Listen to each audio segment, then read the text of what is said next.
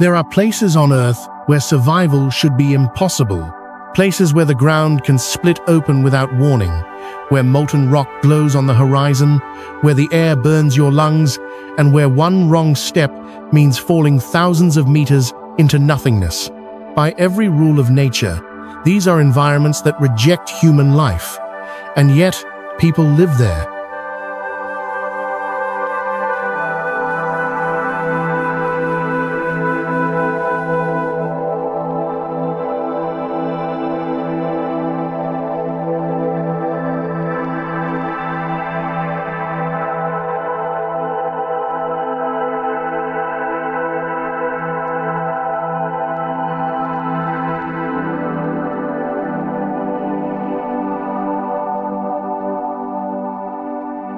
Across the planet, entire communities have chosen to build their homes on the edge of cliffs, beside active volcanoes, beneath the ice of the Arctic, and deep inside the Earth itself. Some towns vanish twice a day as the sea rises and cuts them off from the world. Others exist in valleys so narrow there is barely room for a single road. In some places, homes are carved into rock to escape deadly heat above. In others, people live knowing that lava, earthquakes, or collapse could return at any moment.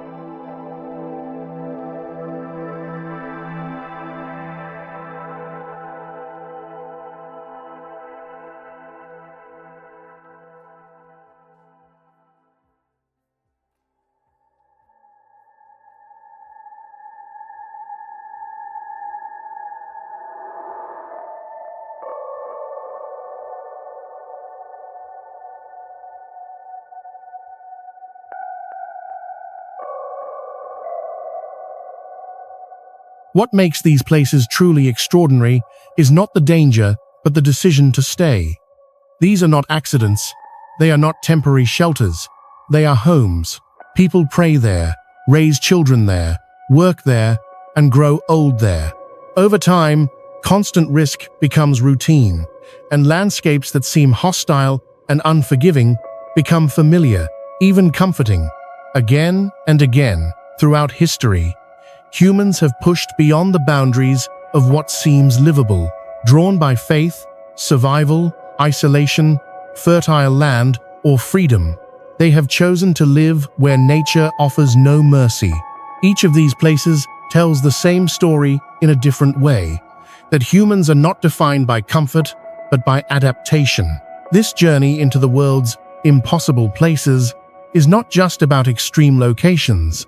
It is about understanding why people choose to live on the edge of disaster, and how, against all odds, they turn places never meant for life into something deeply human home.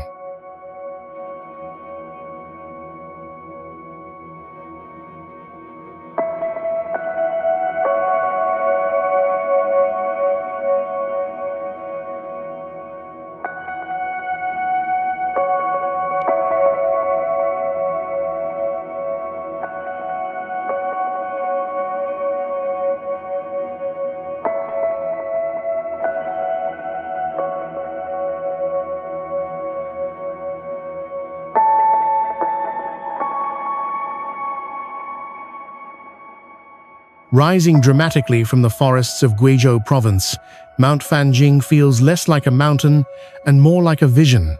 Its peaks emerge suddenly from thick layers of mist, forming sharp stone spires that look impossibly narrow, as if nature itself had sculpted them to defy gravity. At over 2,500 meters above sea level, this sacred mountain is one of the most extraordinary places humans have ever chosen to inhabit. Crowning Mount Fanjing are two ancient Buddhist temples, each sitting atop a separate peak of a single, needle-thin rock formation. From a distance, they appear unreal tiny structures, balanced on sheer stone, suspended above a sea of clouds. The only link between them is a narrow stone bridge that spans a dizzying gap between the two summits. Crossing it feels like walking between heaven and earth, with nothing but air and emptiness on either side. These temples were built more than 500 years ago, during a time when every stone had to be hauled upward by human hands alone. The builders anchored the structures directly into living rock, carving foundations from near vertical cliffs. There were no machines, no safety lines, and no shortcuts, only patience, strength, and belief. To reach the summit even today, visitors must climb over 8,000 steep stone steps, each one chiseled by hand into the mountainside.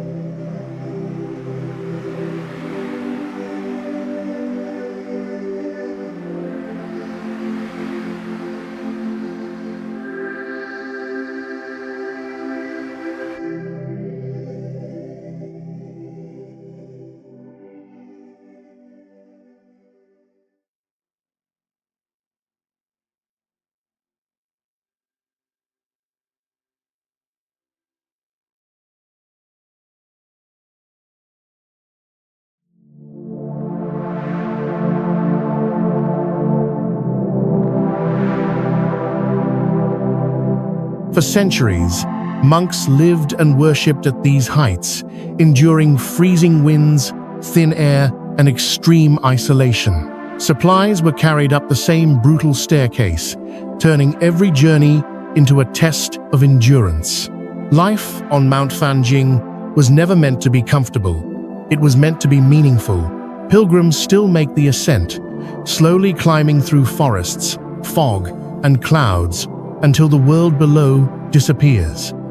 As the air thins, every breath becomes deliberate, every step a meditation. The difficulty of the climb is inseparable from the spiritual reward at the top. Mount Fanjing is more than an architectural marvel. It is a powerful reminder that humans do not always build where it is easiest. Sometimes they build where belief demands it, on the very edge of the sky, in a place that seems never meant for human life, yet has been called home for generations.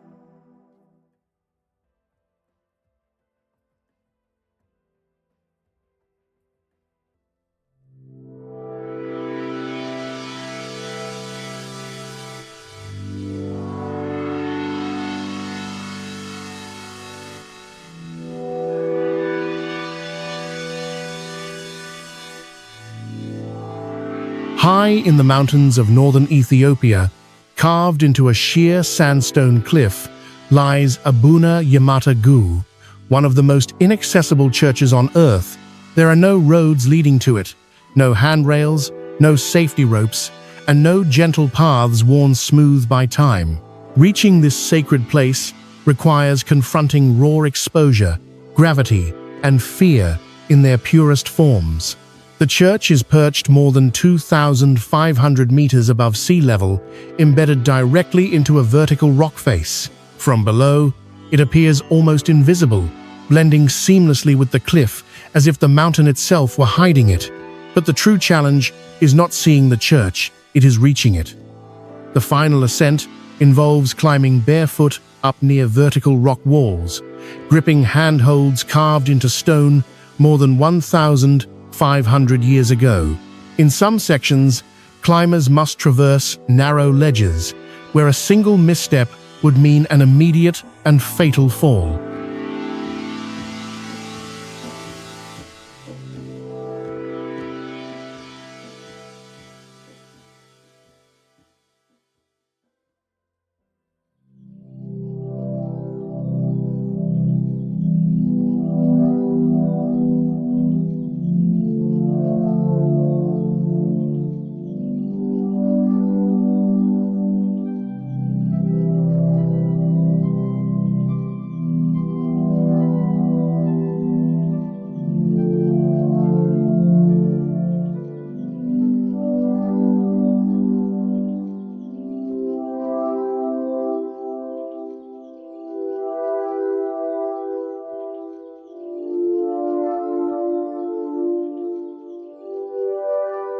There is no margin for error. The rock is smooth from centuries of use, polished by the hands and feet of generations of worshippers. The climb demands absolute focus. Every movement must be deliberate. For first-time visitors, fear is unavoidable.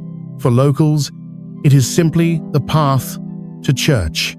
Yet despite the danger, families make this climb regularly. Children, elders, and priests ascend the cliff not as an act of bravery, but as an act of devotion. For them, Abuna Yamata-gu is not a dare. It is a place of worship, a spiritual home suspended between earth and sky. Inside the church, the atmosphere shifts completely. The space is small and dim, but its walls glow with ancient frescoes painted in vivid reds, blues, and golds. These murals depict saints, apostles, and biblical scenes, created by monks who once hauled pigments and tools up the same deadly route. The art has survived centuries of wind, heat, and isolation, protected by the very cliff that makes the church so difficult to reach.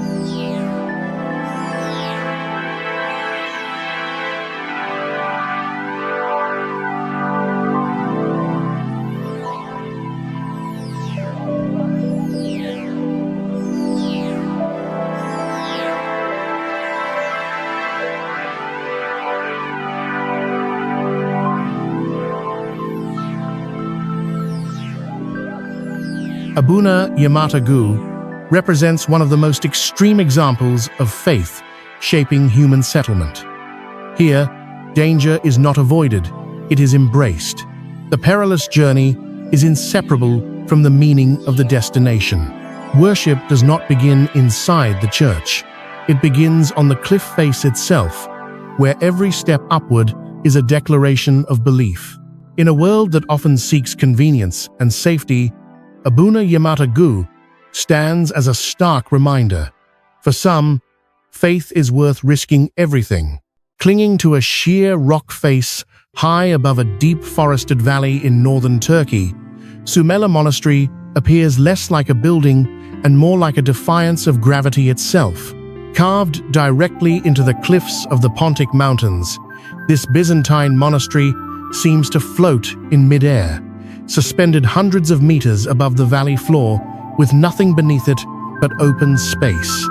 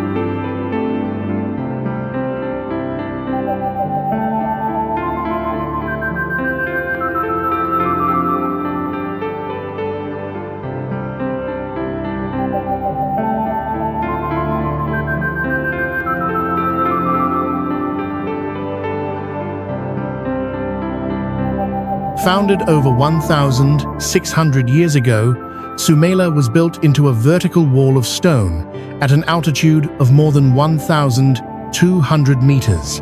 From a distance, the complex is barely distinguishable from the cliff, its pale walls blending seamlessly into the rock. Only when viewed up close does its true scale become apparent. A network of chapels, living quarters, kitchens, stairways, and halls embedded into natural caves and narrow ledges along the mountain face. Reaching the monastery has never been easy. The approach involves steep mountain paths and narrow staircases carved into the cliff, offering little protection from the drop below. For centuries, monks lived here in near-total isolation, exposed to harsh winters, violent storms, and the constant risk of rockfalls. Supplies had to be carried up manually along treacherous routes, making everyday survival as demanding as spiritual devotion. The heart of Sumela Monastery lies in its richly decorated interior. Inside the rock-carved chambers, walls are covered with vivid frescoes depicting scenes from the Bible, painted in striking blues, reds, and golds. These artworks were created at a time when access alone required extraordinary effort, turning every brushstroke into an act of endurance as well as faith.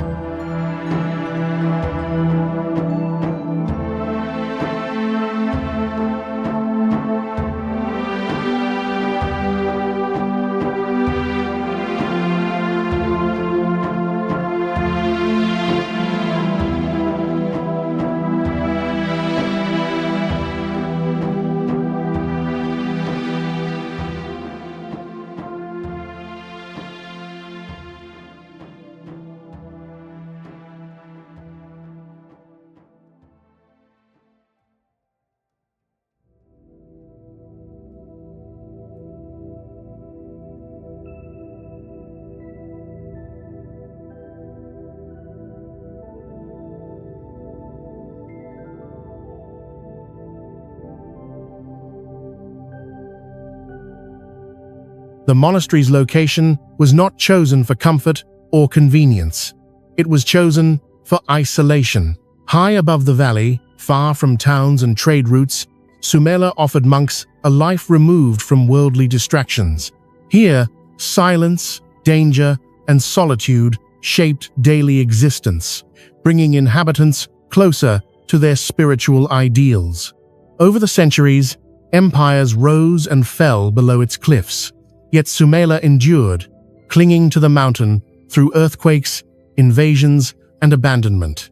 Today, the monastery stands as a powerful symbol of humanity's desire to seek meaning in the most extreme places. Sumela Monastery is not simply an architectural wonder. It is a testament to the lengths humans will go in pursuit of faith. In choosing to live where nature offers no forgiveness, its builders transformed an impossible cliff into a lasting sanctuary, proving that belief can anchor itself even to the steepest walls of stone.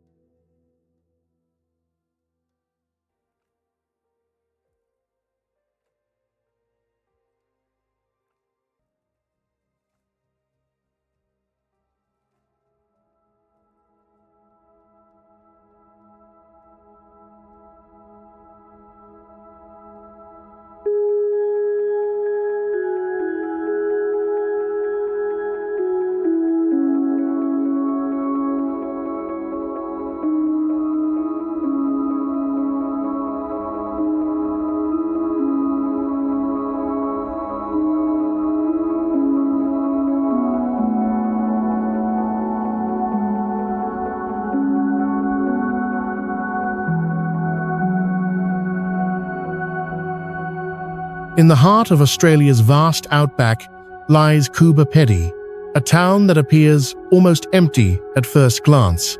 Stretching across a harsh desert landscape where summer temperatures regularly soar above 45 degrees Celsius, the surface offers little shelter from the relentless sun. Trees are scarce, shade is a luxury, and the ground itself radiates heat. In a place like this, living above ground can feel unbearable. So the residents of Coober Pedy made an extraordinary choice. They went underground. Nearly the entire town exists beneath the desert surface.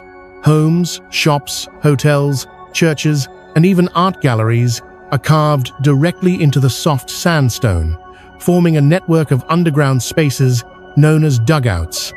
From above, Kuba Pedy looks like a lunar landscape dotted with ventilation shafts and holes leading down into hidden neighborhoods. Below ground, however, life is surprisingly comfortable. Temperatures remain naturally cool and stable year-round, offering relief from the brutal climate above.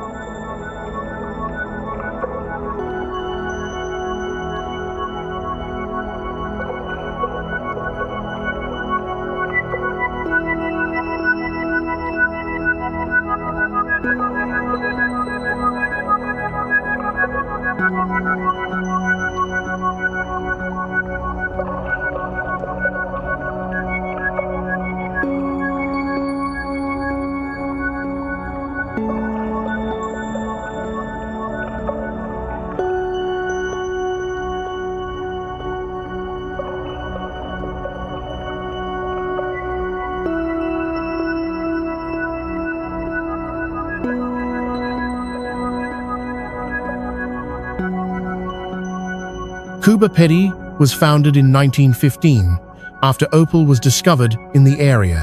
What began as a mining settlement quickly evolved into a permanent town, as people realized that living underground was the only practical way to survive the heat. Abandoned mine tunnels were expanded into living spaces, and over time, underground architecture became the town's defining feature. Daily life in Kuba Pedy unfolds in perpetual twilight. Sunlight filters down through shafts and skylights, illuminating walls of exposed rock. Ventilation systems drilled through the sandstone keep the air breathable, while thick layers of earth provide insulation against both extreme heat and cold.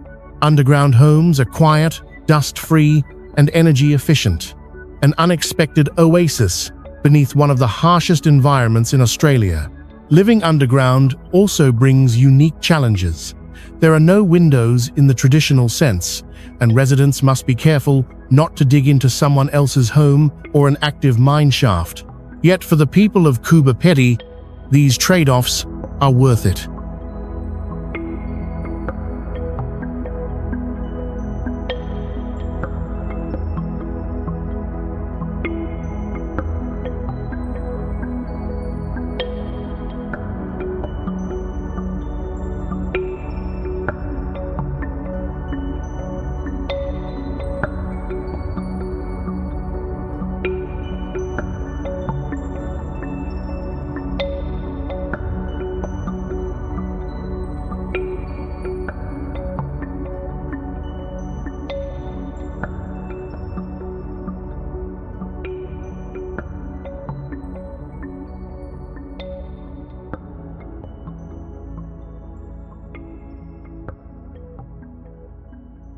Kuba Pedy stands as a striking example of human adaptability.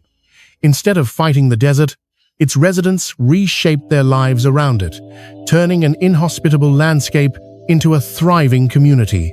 In doing so, they proved that sometimes the best way to survive an impossible place is not to build higher or stronger, but to disappear beneath the surface. In the arid hills of southern Tunisia, there is a place where entire communities seem to have vanished from the landscape. From the surface, Matmata appears almost empty, just a scattering of circular holes carved into pale sandstone. There are no rooftops, no visible streets, no signs of a village in the conventional sense. But lean closer, and the ground opens up, revealing a hidden world beneath the desert. For centuries, the Berber people of Matmata have lived underground to survive one of the harshest climates in North Africa. Summer temperatures here regularly climb above 45 degrees Celsius, turning the surface into an unforgiving furnace. Rather than fight the heat, residents chose to escape it by digging down. Each home begins with a large sunken courtyard excavated deep into the earth. Around this open pit, rooms are carved horizontally into the surrounding rock, forming a complete underground household.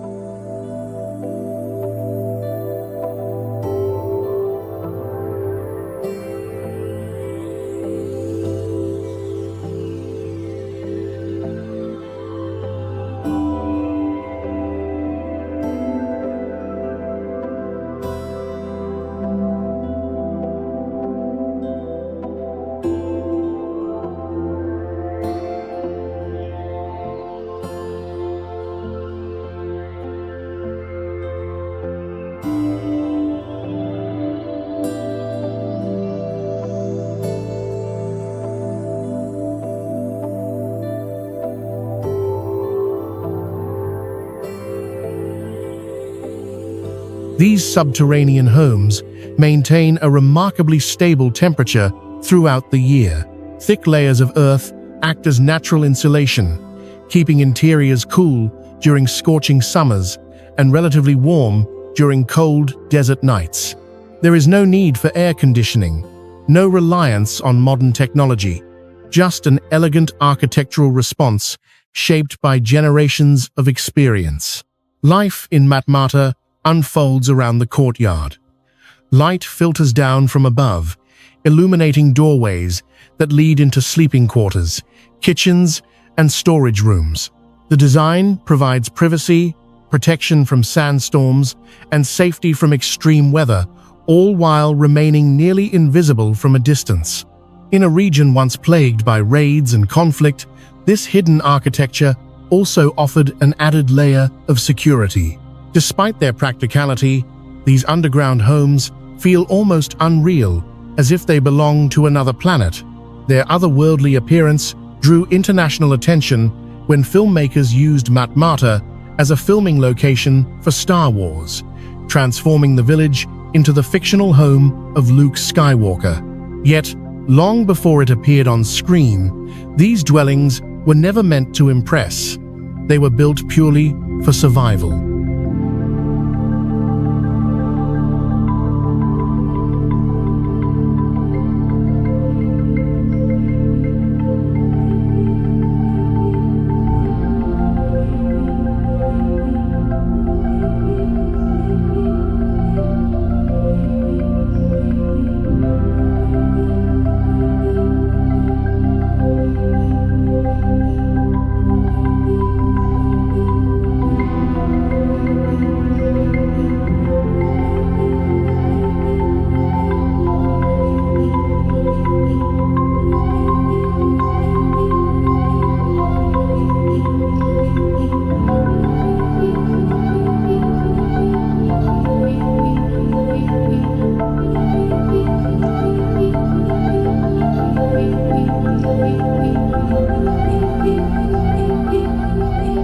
Today, some residents have moved into modern houses above ground, but many traditional homes are still occupied, preserving a way of life shaped directly by the desert. Matmata stands as a powerful reminder that architecture does not need to dominate the landscape to succeed. Sometimes, the most effective human settlements are the ones that hide, adapting quietly beneath the surface. In Matmata, survival meant becoming invisible, allowing the desert to pass overhead while life continued safely below. Beneath the rolling hills of Cappadocia, hidden below what appears to be an ordinary landscape, lies one of the most astonishing human settlements ever created. Derinkuyu is not a single cave or shelter, but a vast underground city carved deep into volcanic rock, so extensive that it once housed an entire population beneath the surface of the earth.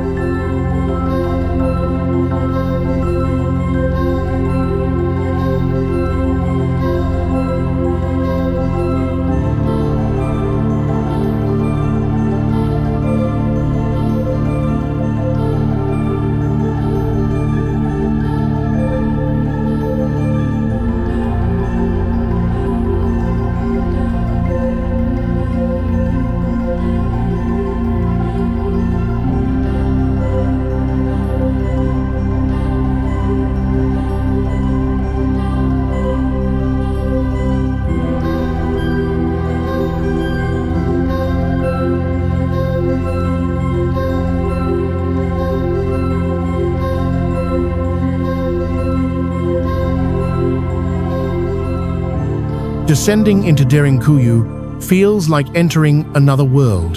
The city plunges nearly 85 meters underground, spreading across multiple levels connected by narrow corridors, steep stairways, and low doorways that force visitors to crouch. At its peak, Derinkuyu could shelter up to 20,000 people, along with their animals, food supplies, and essential infrastructure. This was not a temporary refuge. It was a fully functioning city, designed for long-term survival. Within its depths were living quarters, kitchens, storage rooms, stables, schools, and places of worship. Large stone doors, some weighing several tons, could be rolled into place to seal off entire sections of the city, protecting inhabitants from invaders above.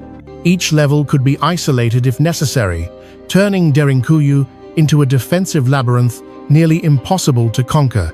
One of the city's most remarkable features is its ventilation system. Hundreds of vertical shafts were carved straight through the rock, delivering fresh air to even the deepest chambers. These shafts also served as wells, providing access to water without exposing the city's location on the surface. Thanks to this sophisticated design, people could live underground for months at a time, hidden while armies marched overhead, completely unaware of the life beneath their feet.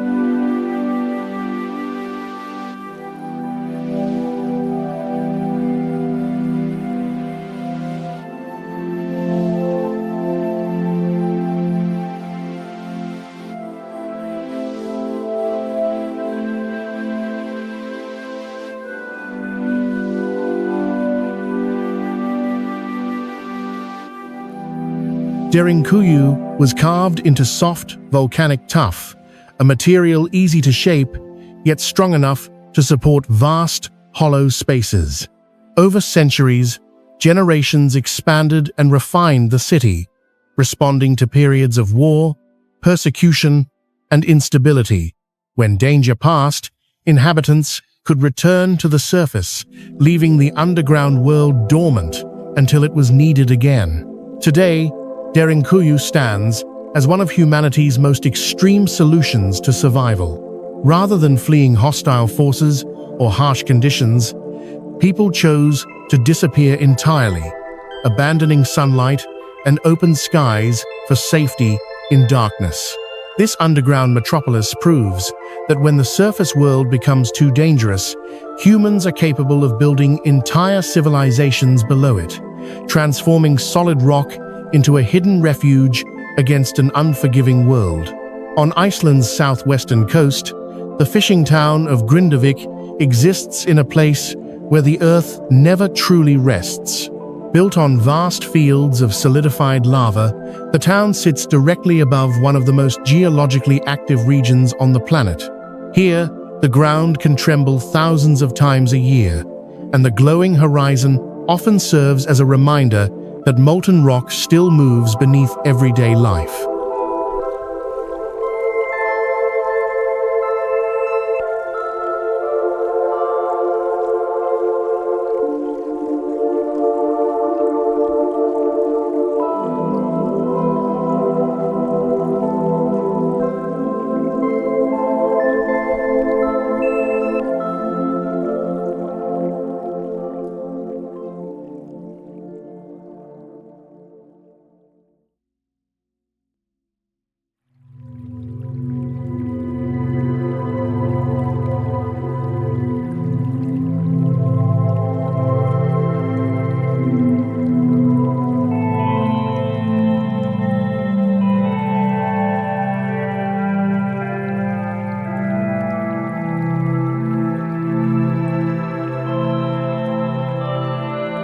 Grindavik lies in the shadow of active volcanic systems, where eruptions are not distant historical events, but present threats. Residents have grown accustomed to earthquakes that rattle windows, crack roads, and occasionally split the ground open. These tremors are not rare anomalies.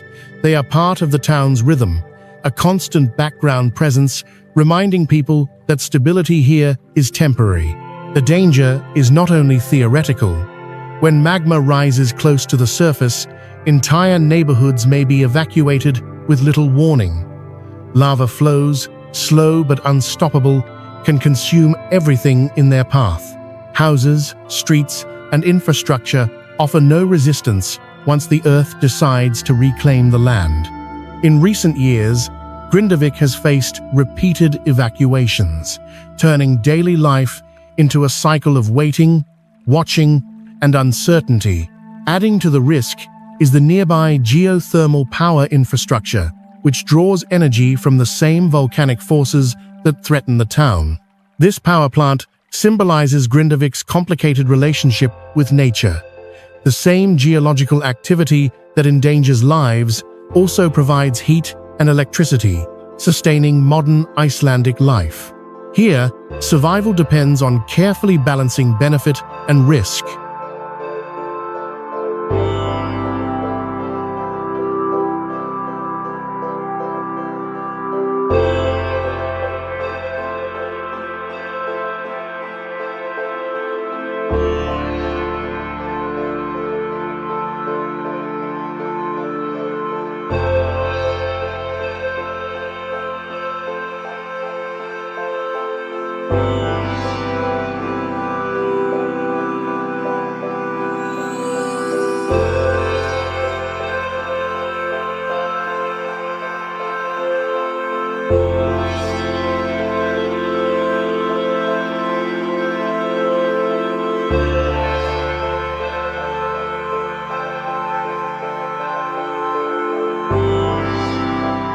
Despite the constant danger, Grindavik was never meant to be a temporary settlement. For generations, fishing families have called this place home, drawn by the rich waters of the North Atlantic and a deep cultural connection to the land. Even as earthquakes intensify and lava threatens to return, many residents struggle with the idea of leaving permanently. The ground may be unstable, but their sense of belonging is not. Grindavik represents life on the edge of creation itself. It is a town built where continents pull apart, where new land is born through fire and destruction. Living here means accepting that the earth can change everything in an instant. Yet people remain, rebuilding and returning whenever they are allowed, proving that for some communities, home is not defined by safety, but by resilience in the face of a planet that refuses to stand still. Rising above the island of Java, Mount Merapi is one of the most active and dangerous volcanoes on Earth. Its name translates to Mountain of Fire, a title it has earned repeatedly through violent eruptions that have shaped both the landscape and the lives of those who live on its slopes. From a distance, Merapi looks calm and majestic. Up close, it is a constant reminder that destruction can return at any moment.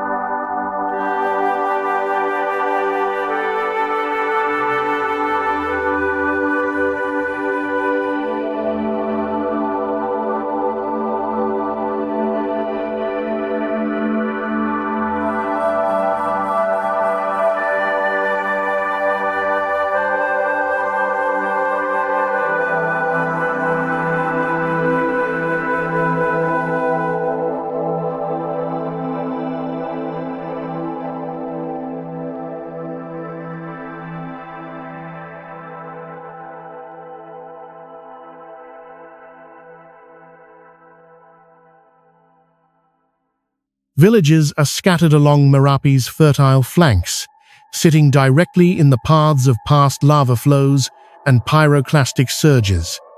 Over centuries, eruptions have wiped these settlements from the map again and again.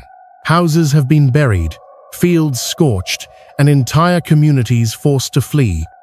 And yet, when the ash settles and the danger passes, people return. They rebuild in the exact same places their homes once stood, fully aware that the volcano will eventually erupt again. The reason lies in the soil. Merapi's eruptions leave behind mineral-rich volcanic ash that transforms the land into some of the most fertile farmland in Indonesia. Crops grow faster and stronger here than almost anywhere else. For farming families, the mountain is both a destroyer and a provider, one that takes lives but also sustains them. Living on Merapi means accepting this cycle as a fact of existence. Life on the volcano is guided by constant vigilance. Residents watch the mountain closely, listening for changes in sound, smoke, and behavior. Evacuation routes are memorized, emergency bags kept ready. When authorities order evacuations, entire villages move at once, leaving behind homes and animals with no certainty of return. Some eruptions allow people to come back within weeks. Others erase everything.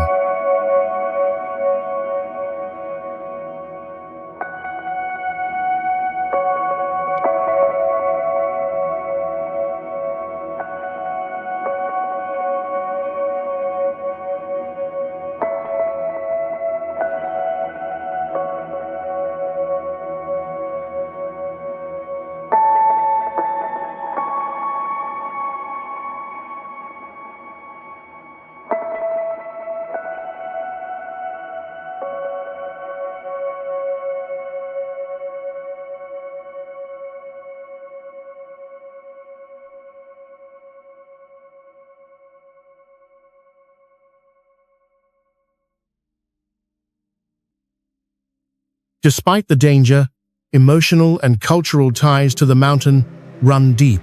Merapi is not seen as an enemy, but as a powerful living force that must be respected rather than feared. Local traditions and beliefs emphasize harmony with the volcano, not conquest over it. Mount Merapi stands as one of the clearest examples of humanity's willingness to live with known disaster.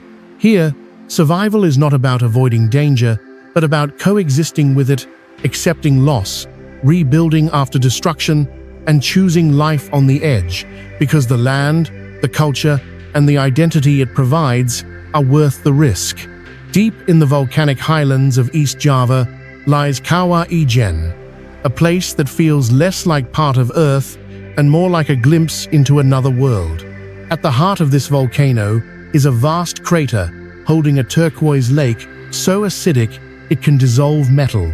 Surrounding it are steep cliffs that leak yellow sulfur from countless cracks, filling the air with choking fumes.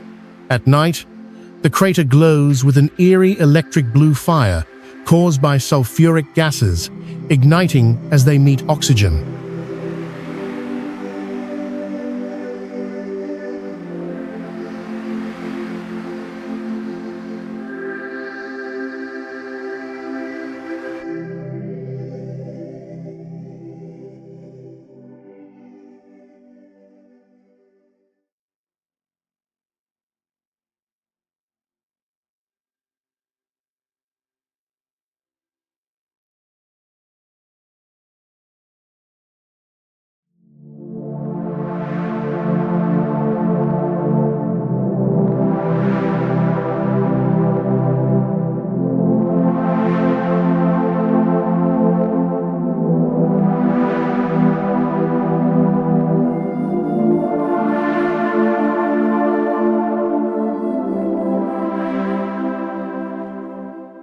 It is one of the most hostile environments humans regularly enter, and some people come here every day to work.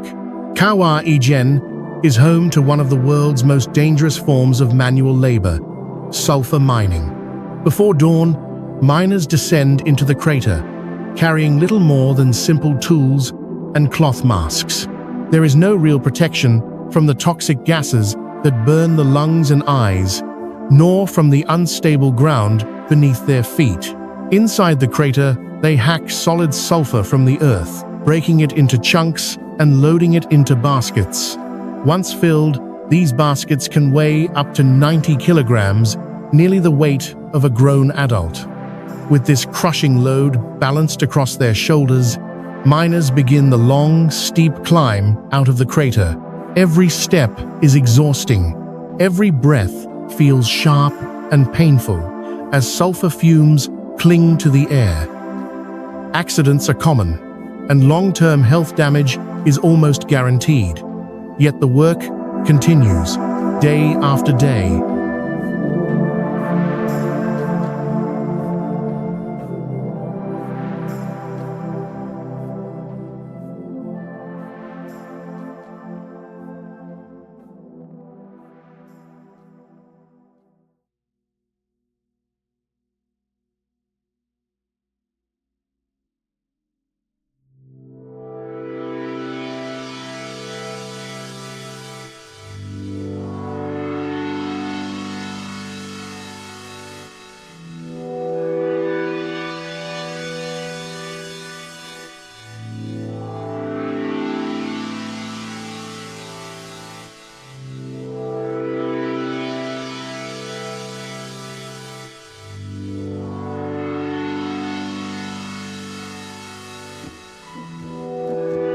For this brutal effort, miners earn only a few dollars per load. Still, entire families depend on this income. In nearby villages, Kawah Ijen is not viewed as a death trap, but as a source of survival. The volcano provides work where few other options exist, forcing people to accept extraordinary risk in exchange for the ability to feed their families. While tourists gather at the crater rim to photograph the blue flames and acidic lake, the reality below is far less romantic. The glowing fire that fascinates visitors is the same gas that scars lungs and shortens lives. For the miners, this is not a spectacle, it is their workplace. Kawah Ijen represents one of the most extreme examples of humans living and working on the edge of disaster. Here, people do not merely settle near danger, they descend directly into it. In a landscape where the air can kill and the ground burns with chemical fire, survival comes at an immense physical cost. Yet once again, humanity proves that even in places that seem utterly unlivable, people will endure turning a volcanic crater into a daily commute.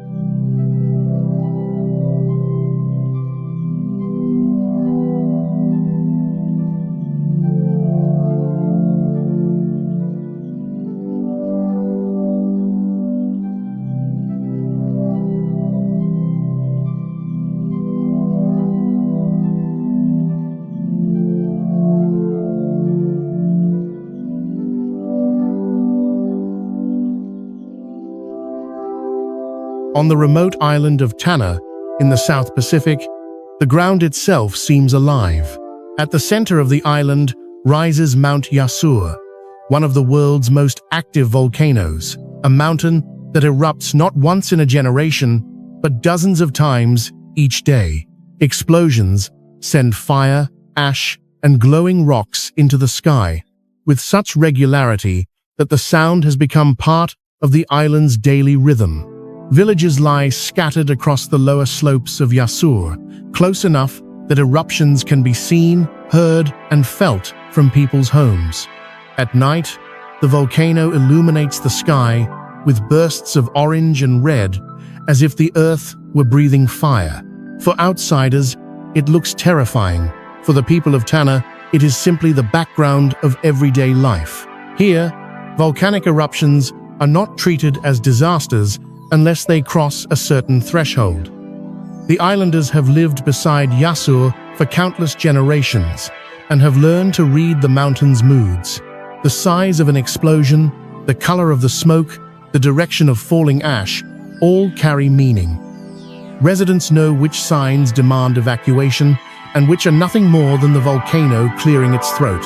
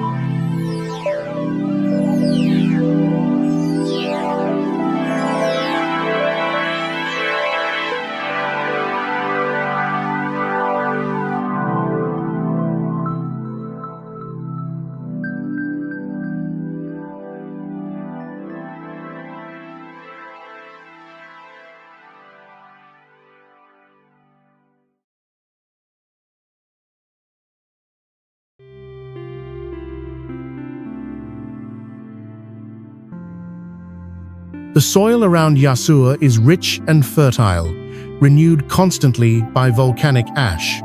Crops grow well, water sources are sustained, and the land provides enough to support nearby communities. This balance between danger and abundance keeps people rooted to the mountain, even as it reminds them daily of its power. Mount Yasur also holds deep cultural and spiritual significance. Many local belief systems view the volcano as a living presence rather than a threat, something to be respected, communicated with, and understood. Rituals and traditions are closely tied to its activity, weaving the volcano into the identity of the people who live beside it. Tourists travel from across the world to witness Yasur's eruptions, paying large sums to stand safely at a distance and watch the earth explode. For locals, however, this spectacle is not entertainment. It is their environment, their home, and their responsibility.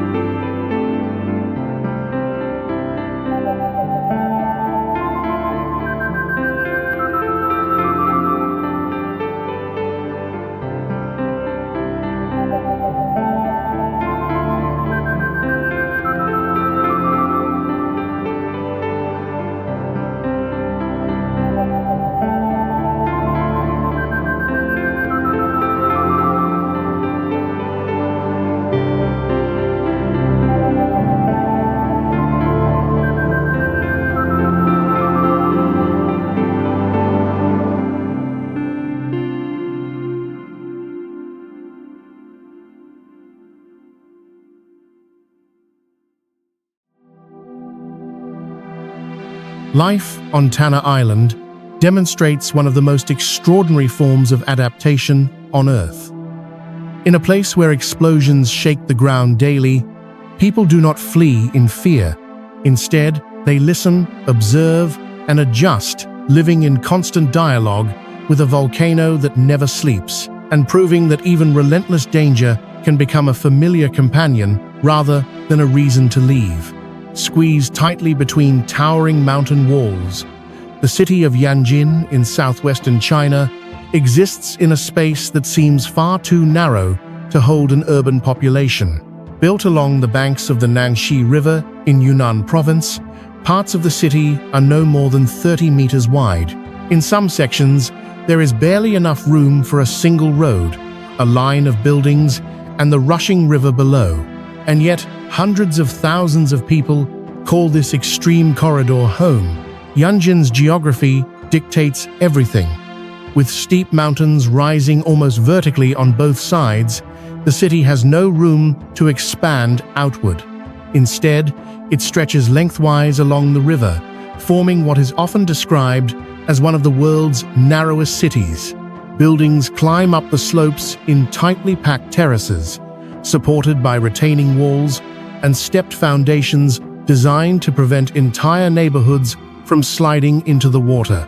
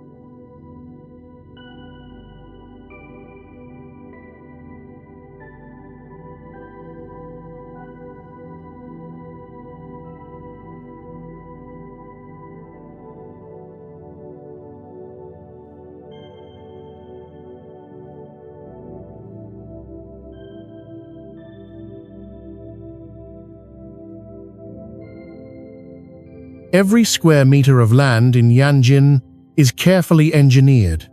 Many buildings stand on tall concrete pillars anchored into the mountainside or riverbed, creating streets that feel suspended above the water. In some areas, houses appear to hang from the cliffs, their foundations gripping the rock as if refusing to let go. The constant threat of landslides and flooding makes construction a matter of survival rather than aesthetics. Despite these dangers, Yanjin continues to grow.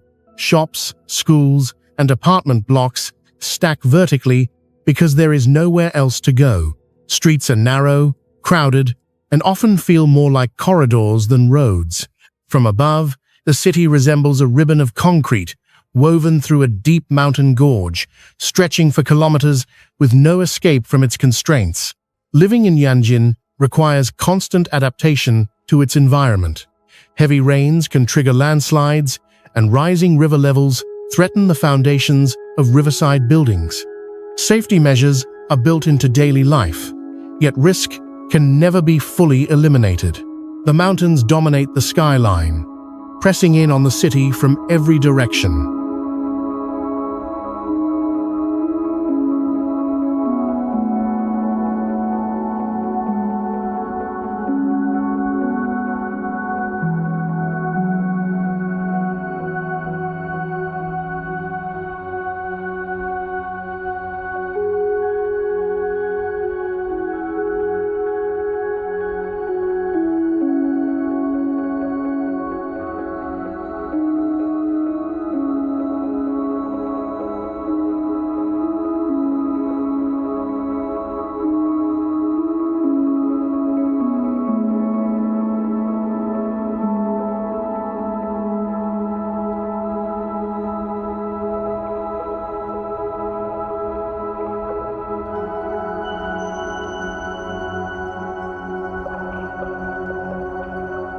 Yanjin is a powerful example of humanity's determination to inhabit even the most restrictive landscapes. Rather than abandoning the valley, people learned to build with it using height, engineering, and resilience to transform a near-impossible space into a functioning city. In Yanjin, survival is not about conquering nature, but about fitting precisely within the narrow margins it allows. Perched dramatically on the edge of a towering basalt cliff in northeastern Spain, Castellfollit de la Roca appears as if it were carved directly from the rock itself. At its narrowest point, the village is only a few houses wide, balanced atop a razor-thin ridge formed by ancient lava flows. From below, the sight is both stunning and unsettling. A line of stone buildings clinging to a precipice that drops more than 50 meters into the river valley beneath. The cliff on which Castellfollit stands was created thousands of years ago by volcanic activity, as layers of molten basalt cooled and fractured into vertical columns. Rather than avoiding this unstable edge, medieval settlers embraced it. The elevated position offered natural defense against enemies, turning the cliff into a fortress long before walls were built.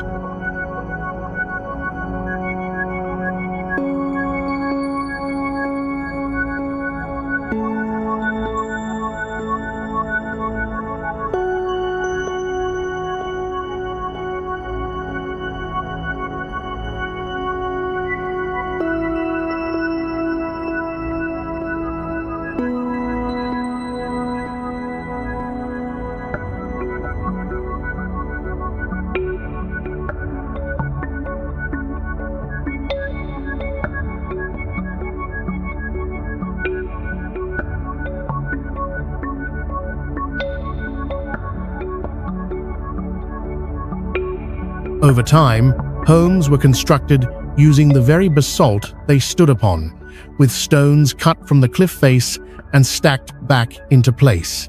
Life in Castellfollit has always existed inches from disaster. Narrow streets run dangerously close to the edge, and in some places, neighbors can shake hands across the road. Medieval walls along the cliff served a dual purpose: protection from invaders and a final barrier, preventing people from falling into the abyss below.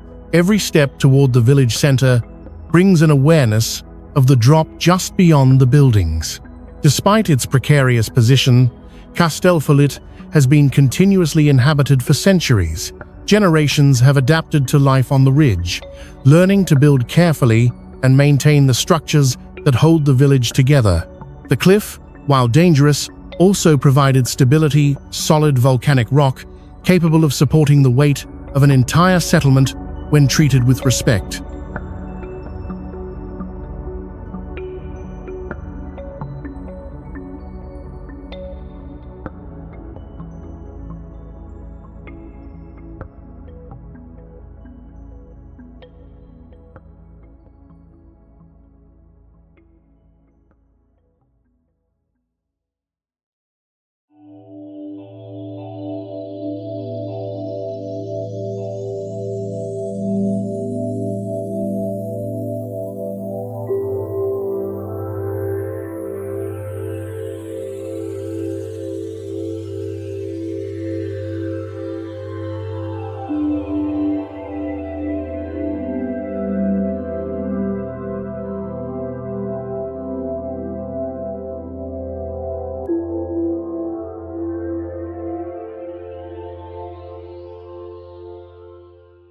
Today, Castellfollit de la Roca stands as one of the most striking examples of extreme human settlement in Europe.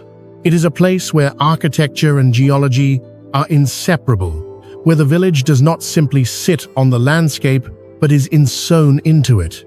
In choosing to live on the edge, the people of Castellfollit transformed a narrow strip of rock into a lasting home, proving that even the thinnest margins can sustain life when shaped by ingenuity and resilience. In the rugged mountains of eastern Yemen, there is a village that appears to defy gravity itself.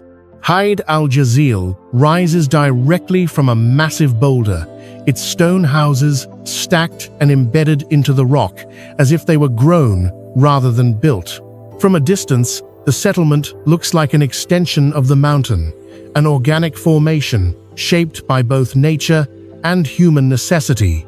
Haid al-Jazil was founded more than 500 years ago, during a time when bandit raids and tribal conflicts were a constant threat. Safety, not comfort, dictated where people lived. By building their homes high above the valley floor and anchoring them into a single towering rock, the villagers created a natural fortress. Steep cliffs, narrow access paths, and sheer drops made the settlement nearly impossible for enemies to reach.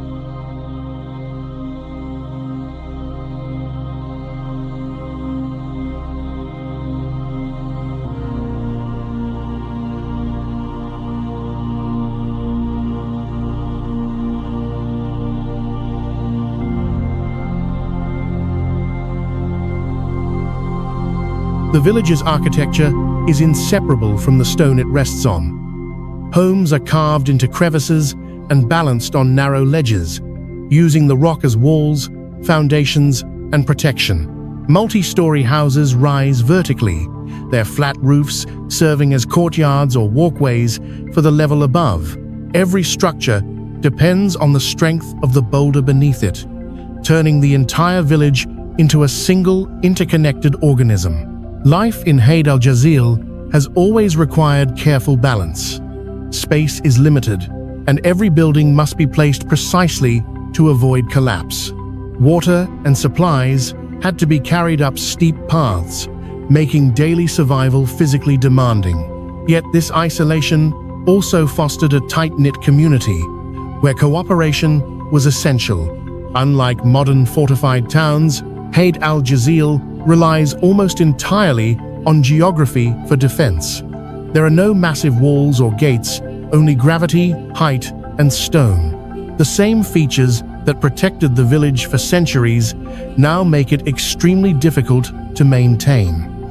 As younger generations move away, many of the homes stand empty, slowly surrendering to time and erosion.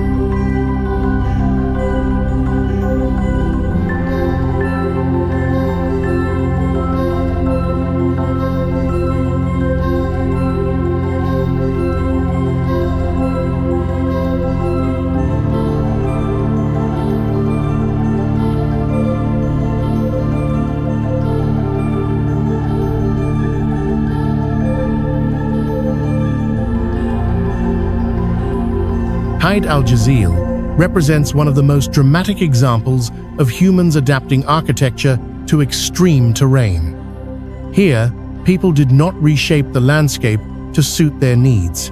Instead, they reshaped their lives to fit within it, building upward, inward, and together on a single rock that offered both survival and sanctuary in an unforgiving environment.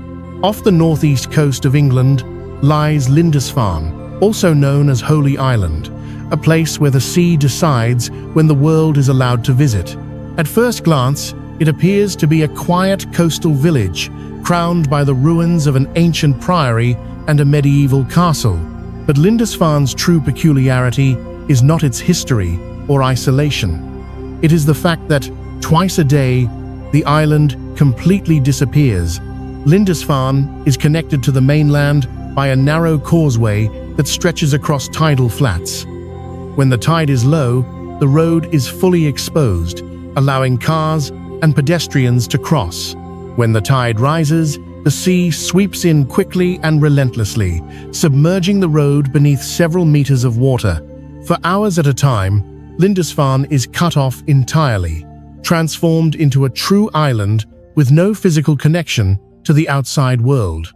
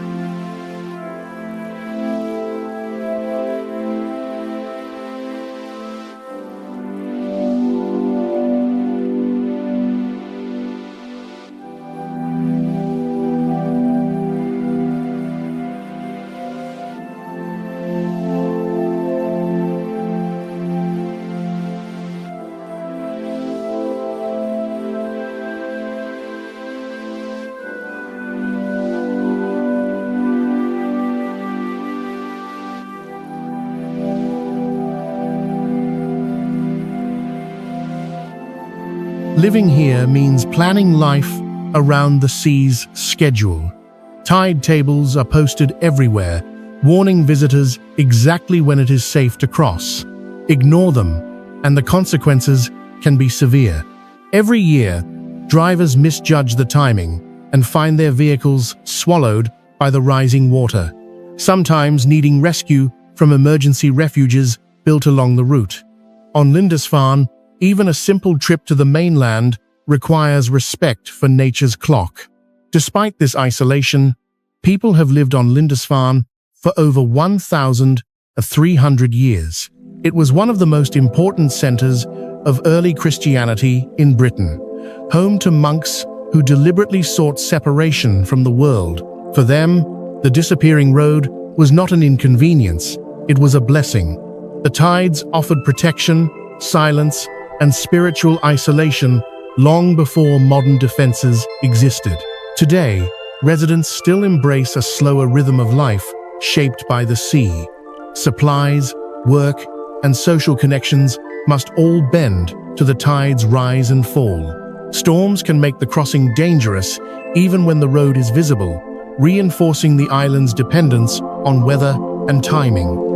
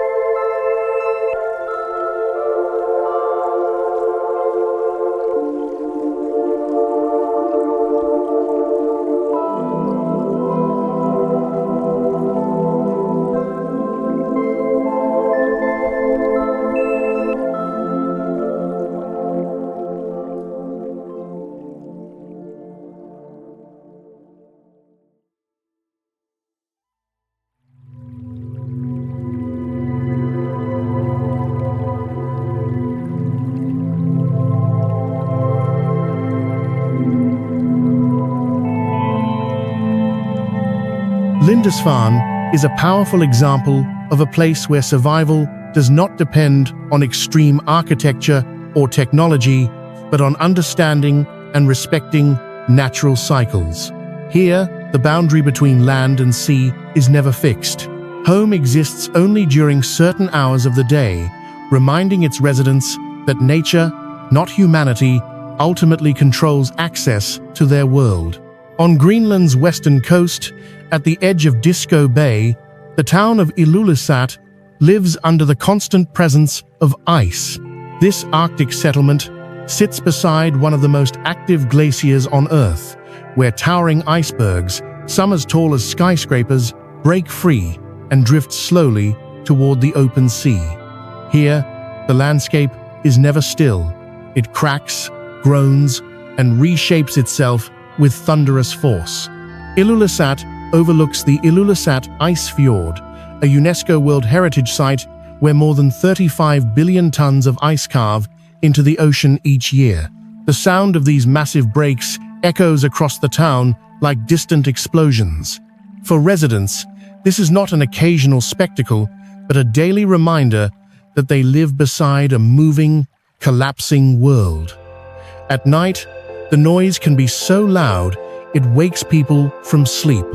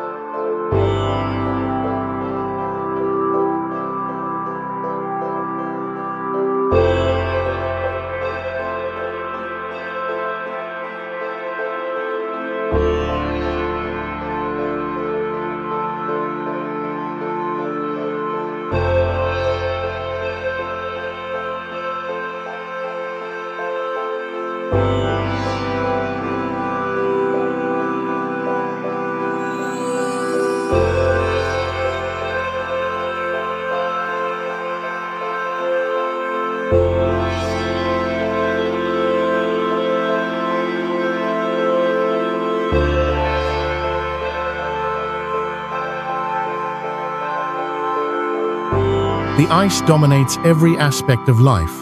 To leave Ilulissat by sea, boats must navigate a constantly shifting maze of icebergs, carefully threading between frozen giants that can overturn without warning. A wrong move could mean being crushed by thousands of years of compressed ice. In winter, the sea freezes solid, cutting off maritime travel entirely and leaving the town accessible only by air or sled. Despite the danger and isolation, people have lived here for generations. Fishing and hunting remain central to life, with residents relying on the surrounding waters for survival. The cold is relentless, the winters long and dark, and the sun disappears for months at a time.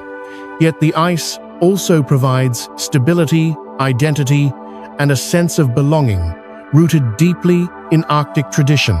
Ilulissat exists in a place where the Earth's slowest processes are happening at terrifying speed.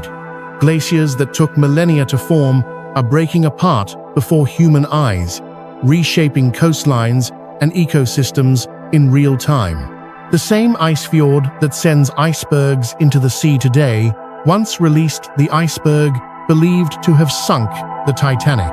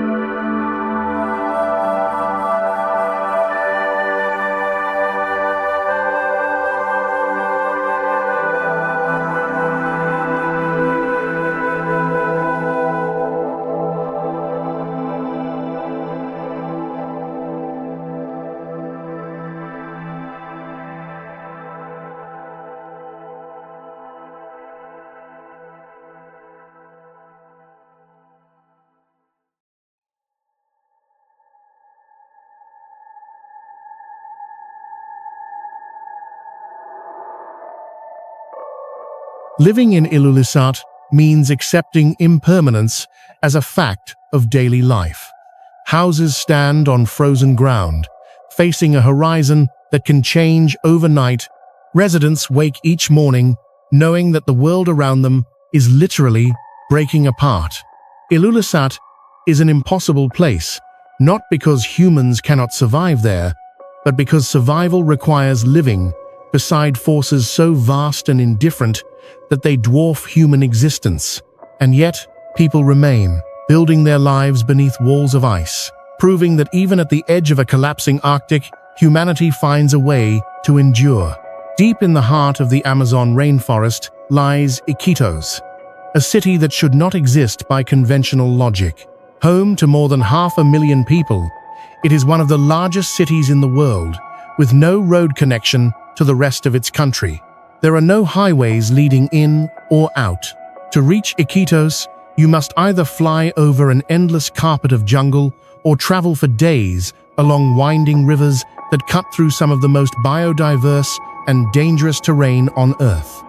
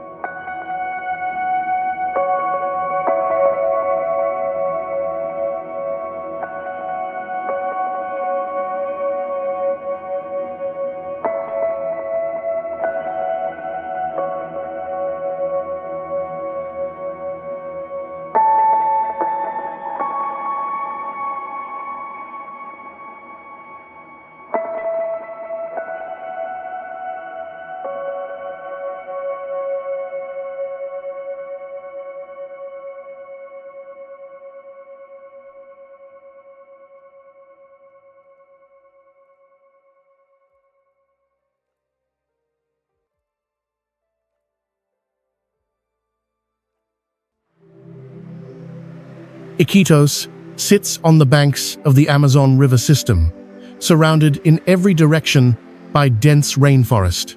The jungle presses right up to the edge of the city, blurring the boundary between urban life and wilderness. Just blocks from downtown streets, anacondas hunt in swampy waters. Caimans glide silently through nearby rivers. Pink river dolphins surface in the same channels that serve as the city's highways. In Iquitos, nature is never far away. It is woven directly into daily life.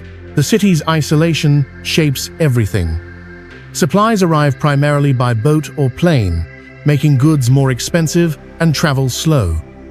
A missed shipment can mean waiting weeks for the next one. During the rainy season, flooding can submerge entire neighborhoods, forcing residents to adapt with stilted homes, floating walkways, and river-based transportation. Solid ground is not always guaranteed. Despite these challenges, Iquitos is far from primitive. It is a bustling urban center with markets, schools, hospitals, and nightlife. This contrast, modern city life embedded deep within untamed rainforest, is what makes Iquitos so extraordinary. Civilization here has not replaced nature. It coexists uneasily alongside it.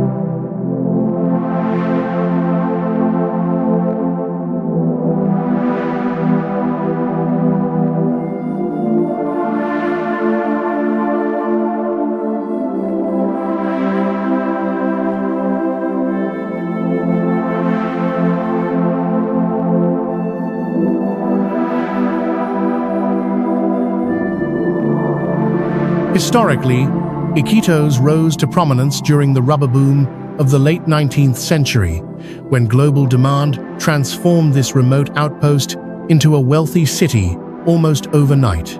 When the boom collapsed, Iquitos remained isolated, oversized, and surrounded by jungle that never loosened its grip.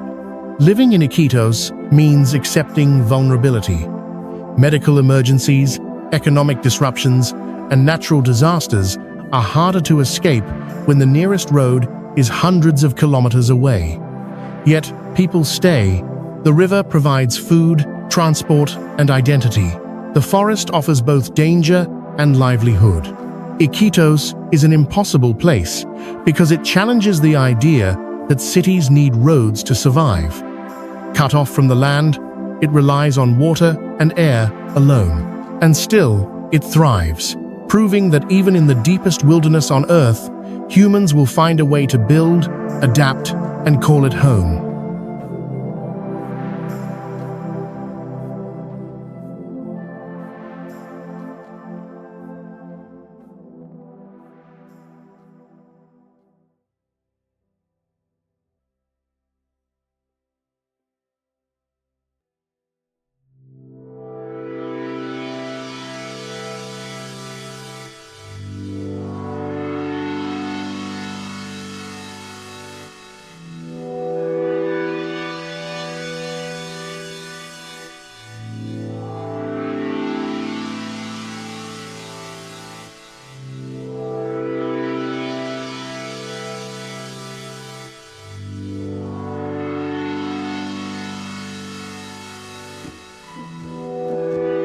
Lost in the vastness of the South Pacific Ocean, Pitcairn Island is one of the most remote inhabited places on Earth. It lies thousands of kilometers from the nearest continent, surrounded by open ocean in every direction.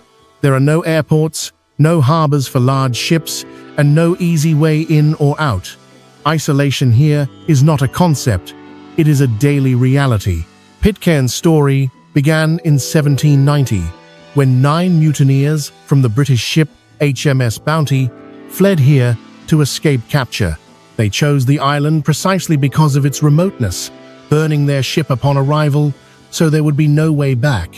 That act sealed their fate and created a settlement that has endured for more than 2 centuries. Today, Pitcairn's population numbers fewer than 50 people, all descendants of those original settlers and their Polynesian companions. Life on Pitcairn operates at a different pace from the modern world. A supply ship arrives only a few times a year. Missing one delivery can mean waiting months for food, fuel, medicine, and essential goods. There are no supermarkets, no hospitals, and no immediate emergency services. Every resource must be carefully managed, and self-sufficiency is not a lifestyle choice, it is a necessity.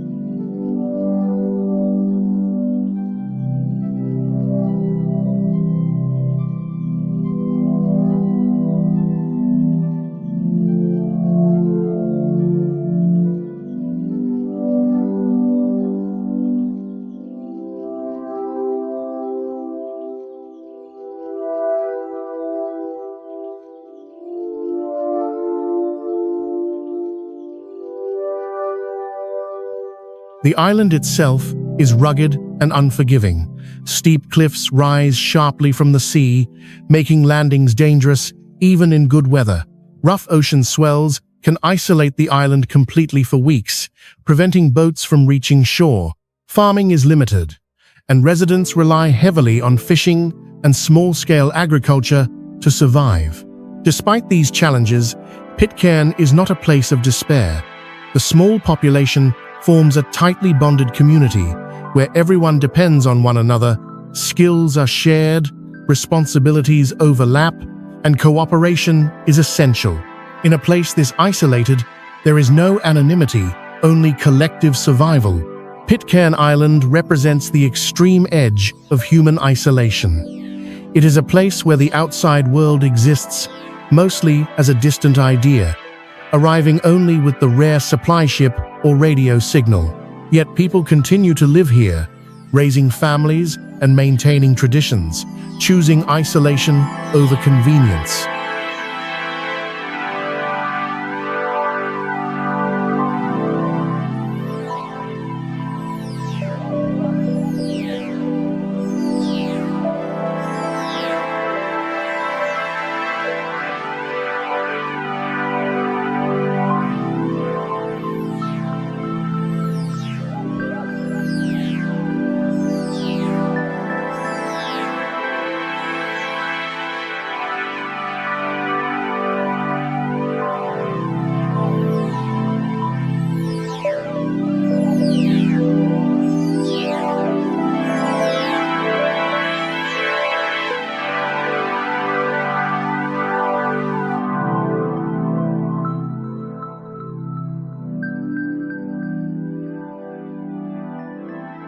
In an age defined by constant connection, Pitcairn stands as a reminder that some humans still choose the farthest margins of the world.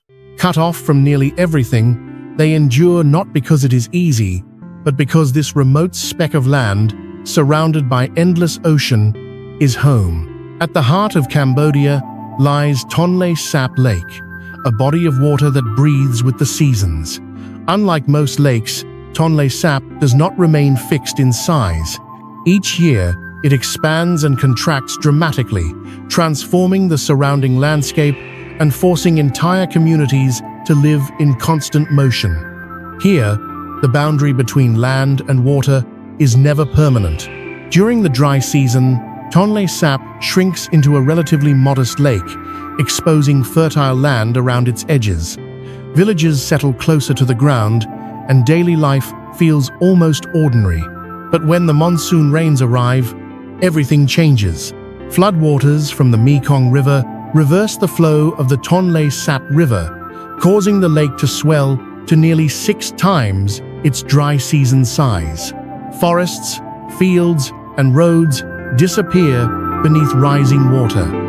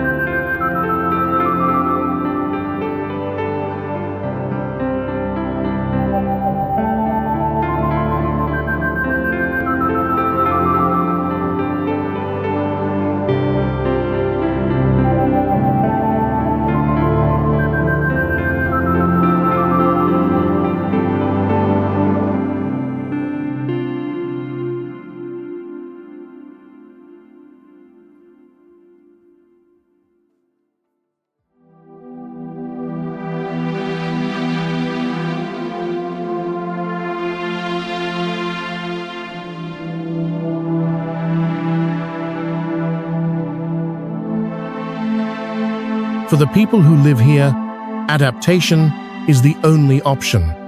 Entire villages float or stand on towering stilts. Houses, schools, temples, and shops are built to rise with the floodwaters or to withstand months of submersion. Some homes rest on wooden stilts, nearly 10 meters tall, rebuilt again and again as materials rot in the humid, flooded environment. Others float freely, tethered by ropes to prevent them from drifting away. Life on Tonle Sap is inseparable from water. Boats replace roads, and children learn to paddle before they can walk. Fishing dominates the local economy, with families depending on the lake's extraordinary biodiversity for survival. When the waters rise, fish migrate into newly flooded forests, creating one of the most productive freshwater ecosystems in the world. Yet this way of life is fragile. Floods bring not only food, but also danger. Storms, strong currents, and waterborne diseases pose constant threats. Solid ground becomes a distant memory for months at a time, and everything from cooking to education must adjust to a floating existence.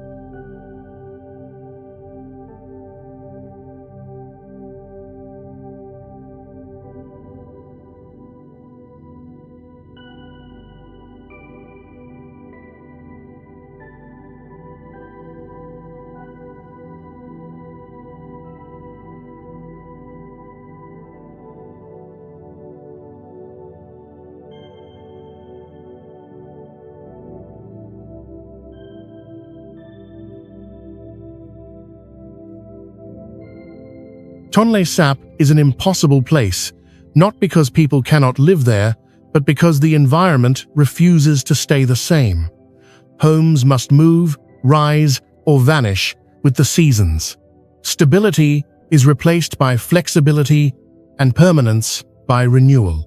In living with the lake's endless transformation, the people of Tonle Sap demonstrate one of humanity's most remarkable adaptations, the ability to build a life not on solid ground, but on change itself. High in the Andes, on the cold blue waters of Lake Titicaca, lies one of the most unusual human settlements on Earth. At more than 3,800 meters above sea level, where the air is thin and nights are bitterly cold, the Uros people live on islands that do not exist naturally. They float,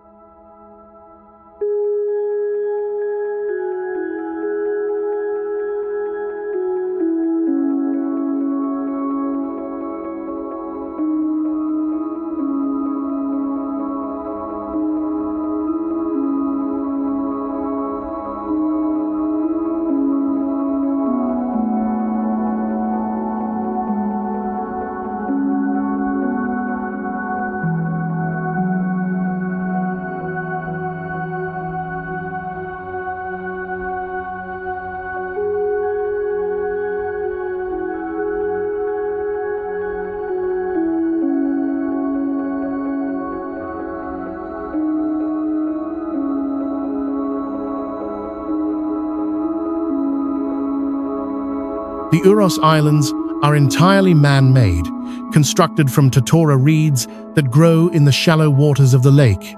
For generations, the Uros people have harvested these reeds, layering them thickly to create buoyant platforms strong enough to support homes, watchtowers, and daily life. When the lower layers rot from constant contact with water, new reeds are added on top. The islands are never finished. They are continuously rebuilt, week after week, year after year. This floating way of life began as a strategy for survival.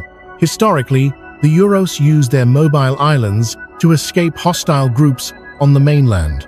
If danger approached, they could untie their islands and move farther out onto the lake.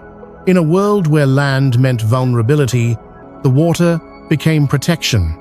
Life on the islands is shaped entirely by the reeds. Homes are built from them, boats are woven from them, and even food depends on them. Totora reeds are eaten for nutrition, used for fuel, and relied upon for insulation against the cold. The lake provides fish and birds, while the reeds provide nearly everything else.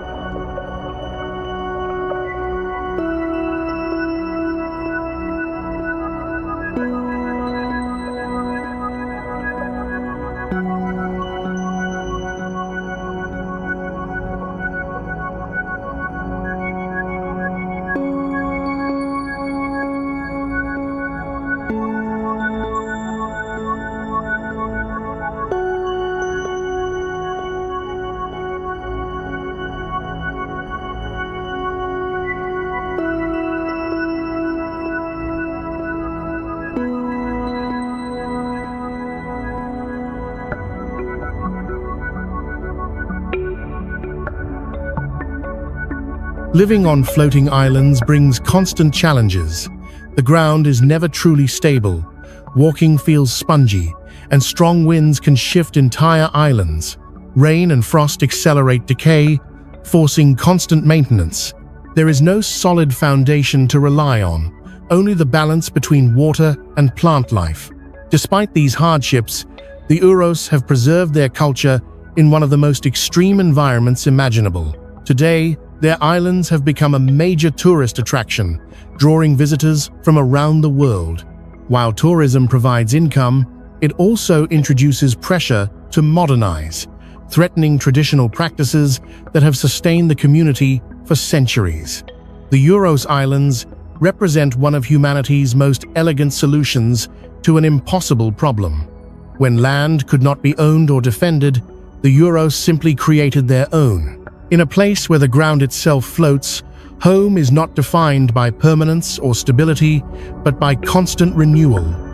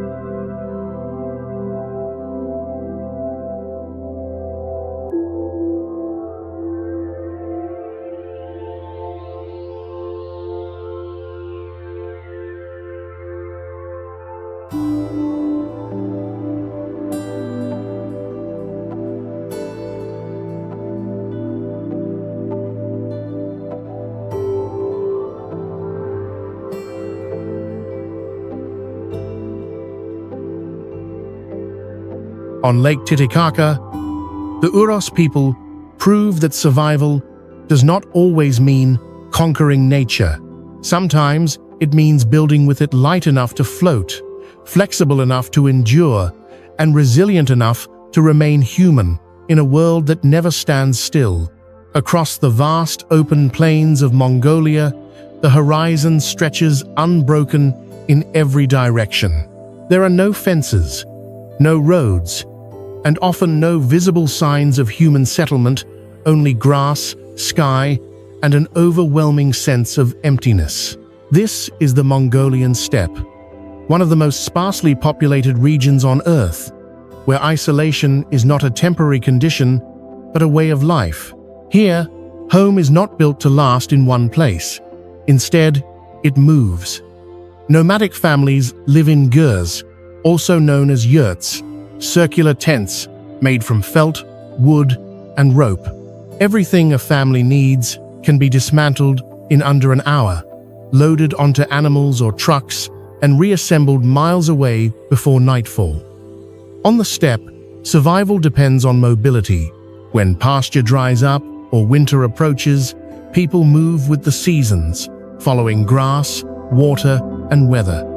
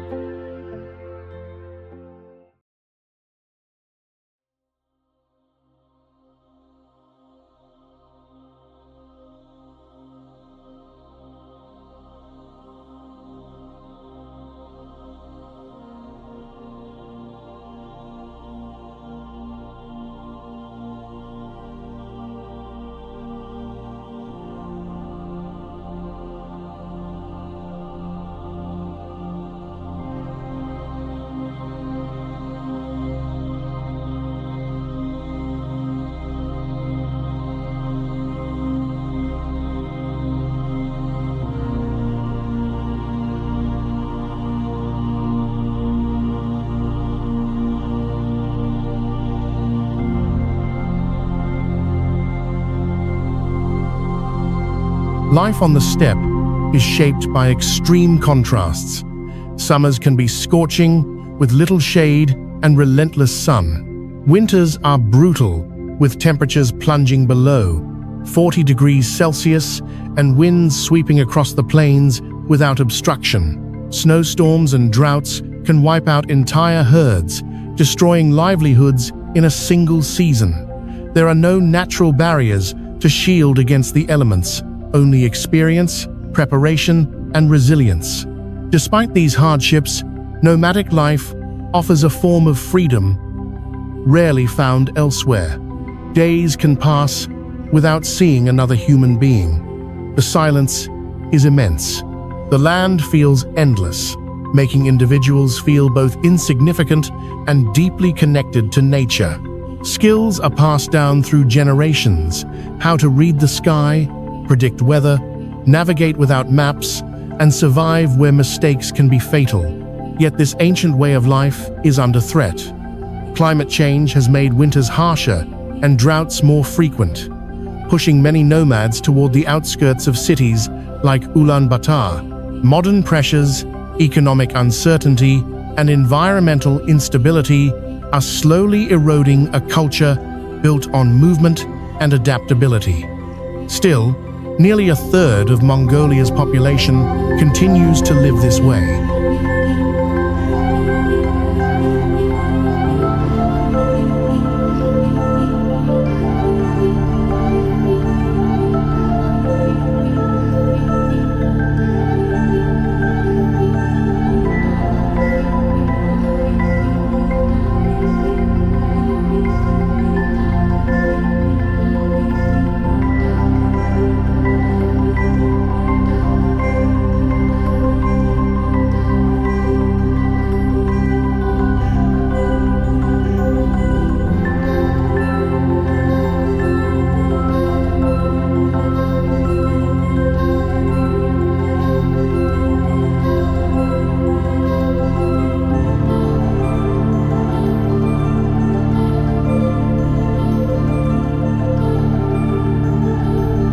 The Mongolian steppe is an impossible place, not because it is dramatic or visibly dangerous, but because it offers no safety net. Survival here depends entirely on knowledge, endurance, and respect for nature's power. There are no walls, no permanent structures, and no guarantees. On the steppe, home is not defined by land ownership or buildings. It is defined by the ability to keep moving, to endure extremes, and to find stability in a world that never stays the same. Far above the Arctic Circle, closer to the North Pole than to mainland Norway, lies Longyearbyen, the northernmost permanent settlement on Earth. At first glance, it looks like a small, colorful town, tucked between icy mountains and frozen fjords. But life here operates by rules, unlike anywhere else on the planet, shaped entirely by extreme cold, isolation, and the ever-present Arctic wilderness.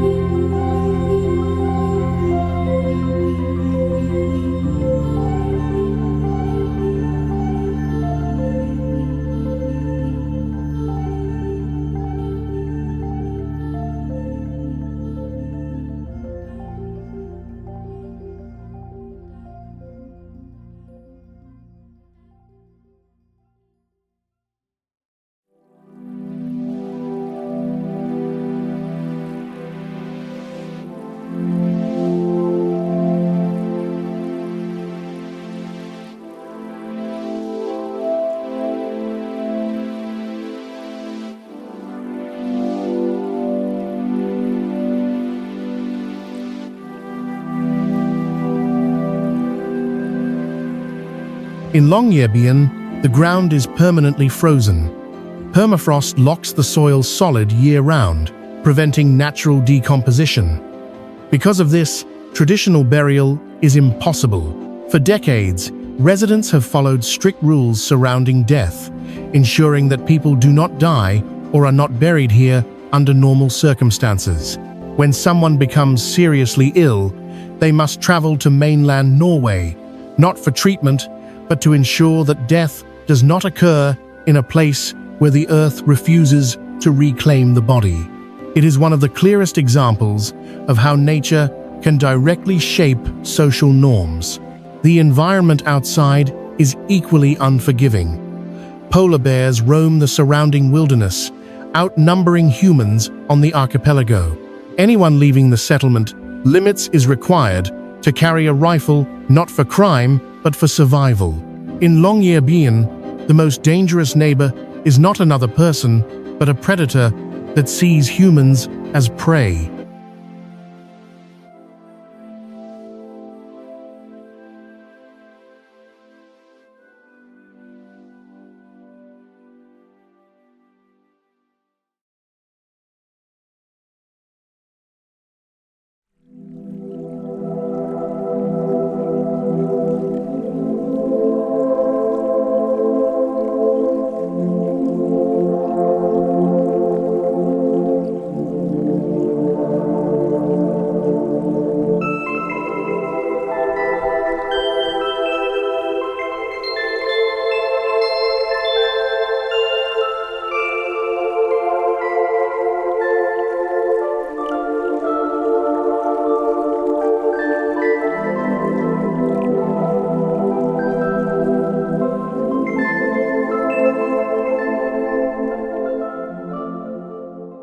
Light itself becomes extreme.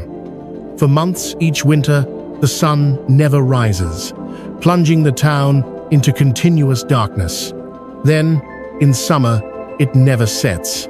Midnight looks identical to noon, disrupting sleep, routines, and the sense of time itself. Life is lived without the natural rhythm most humans depend on. Despite these conditions, Longyearbyen is not merely a research outpost. Families live here, children attend school, cafes, museums, and homes line the streets. Hidden beneath the surrounding mountains is another remarkable feature: the Svalbard Global Seed Vault. Buried deep in Arctic rock and ice, it stores over 1 million seed samples from around the world. Humanity's backup plan in case global agriculture fails. Longyearbyen exists at the edge of habitability.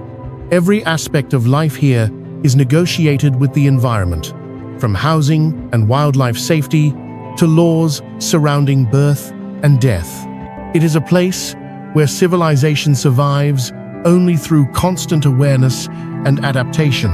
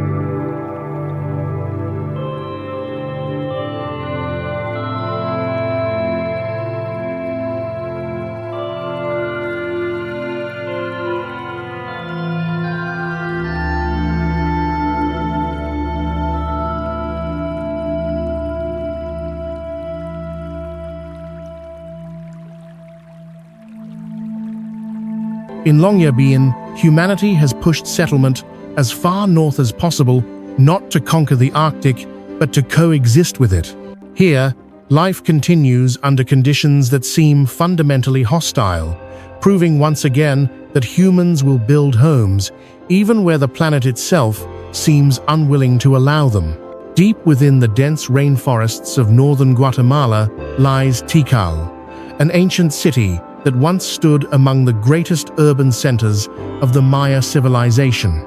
Today, its towering limestone pyramids rise above a sea of green-like stone islands breaking through the jungle canopy.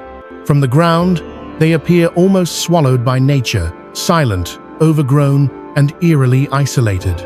Yet more than 1,000 years ago, this place was alive with tens of thousands of people. At its peak, Tikal was a thriving metropolis. It contained vast ceremonial plazas, royal palaces, residential districts, and observatories capable of tracking celestial movements with astonishing precision.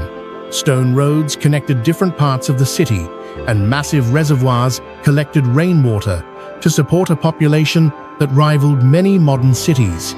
In an environment where surface water was scarce, survival depended on careful planning and deep understanding of the land.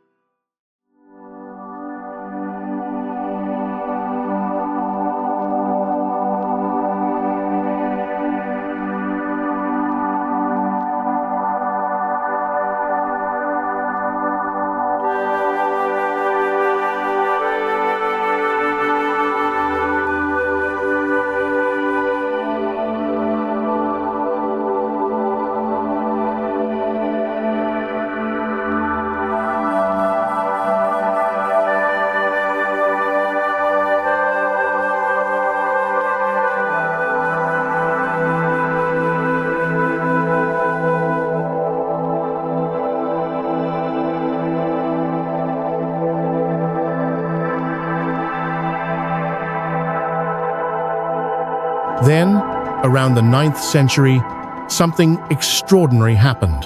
Tikal was abandoned. The people who built this immense city did not leave behind clear records explaining why. Over time, the rainforest moved in. Trees pushed through stone floors. Roots cracked temples apart. Vines wrapped around walls and staircases. What had once been a symbol of human dominance over the environment was slowly reclaimed by it. For centuries, Tikal existed only as legend-whispered stories of a lost city hidden deep in the jungle.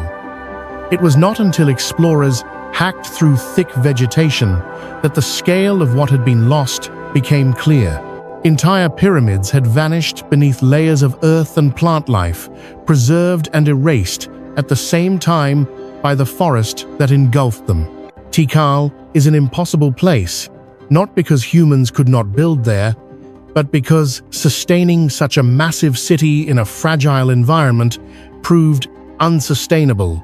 Deforestation, prolonged droughts, and resource strain likely pushed the civilization beyond its limits. Nature did not destroy Tikal in a single catastrophe. It absorbed it slowly and completely.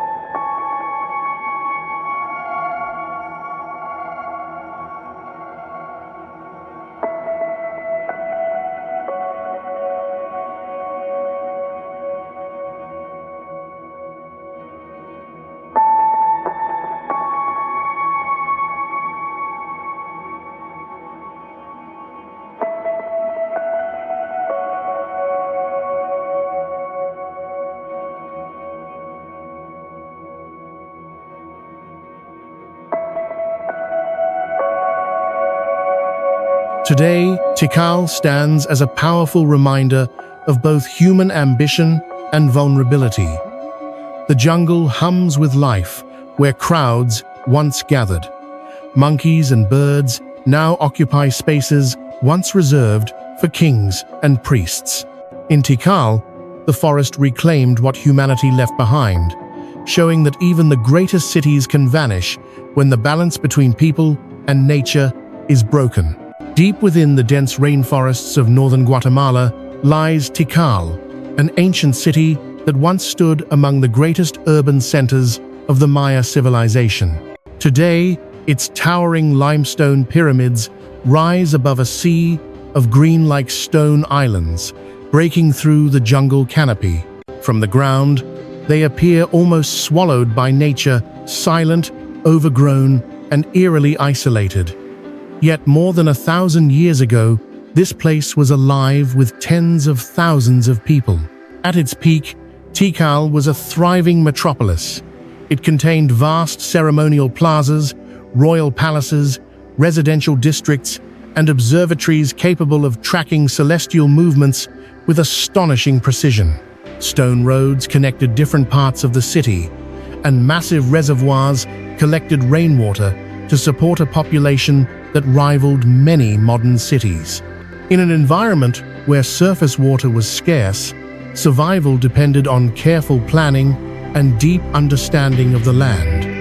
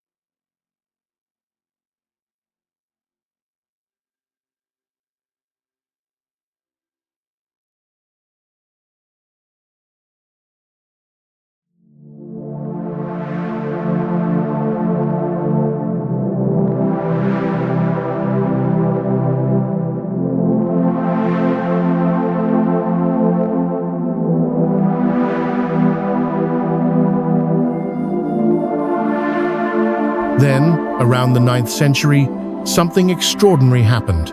Tikal was abandoned. The people who built this immense city did not leave behind clear records explaining why. Over time, the rainforest moved in. Trees pushed through stone floors.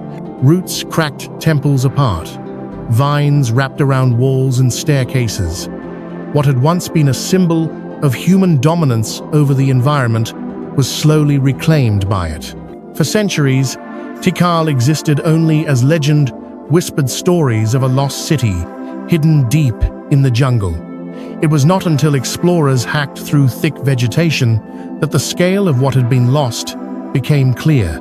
Entire pyramids had vanished beneath layers of earth and plant life, preserved and erased at the same time by the forest that engulfed them. Tikal is an impossible place, not because humans could not build there, but because sustaining such a massive city in a fragile environment proved unsustainable.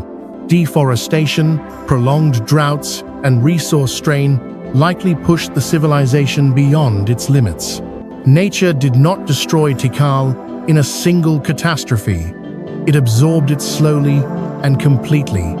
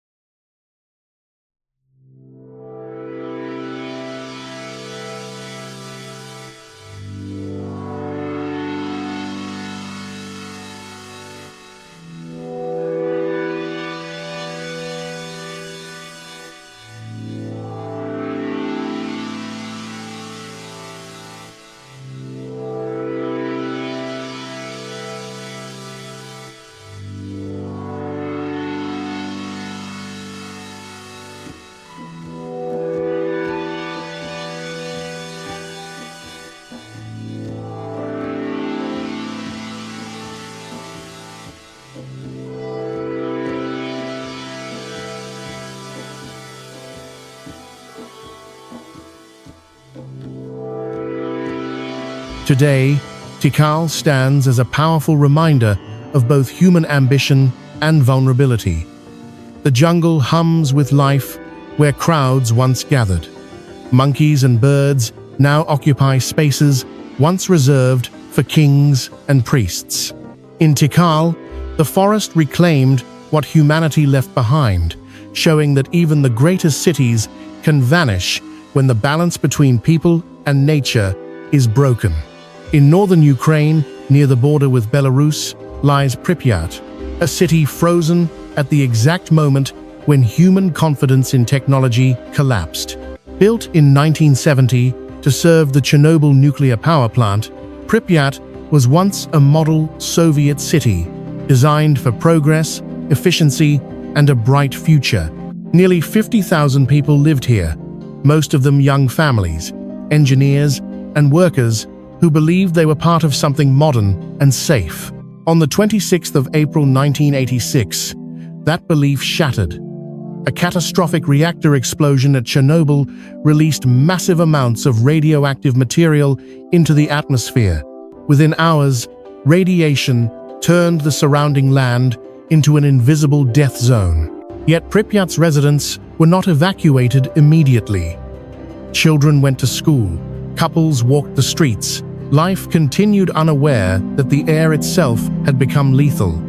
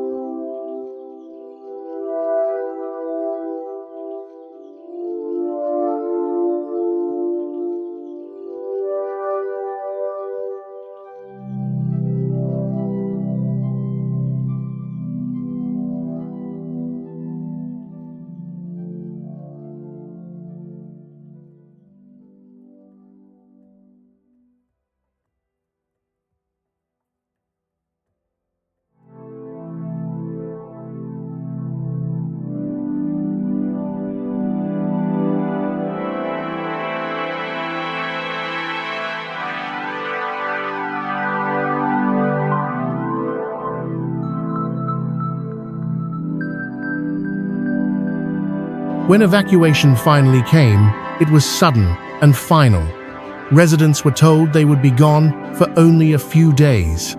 They left behind homes, pets, photographs, toys, and meals half prepared.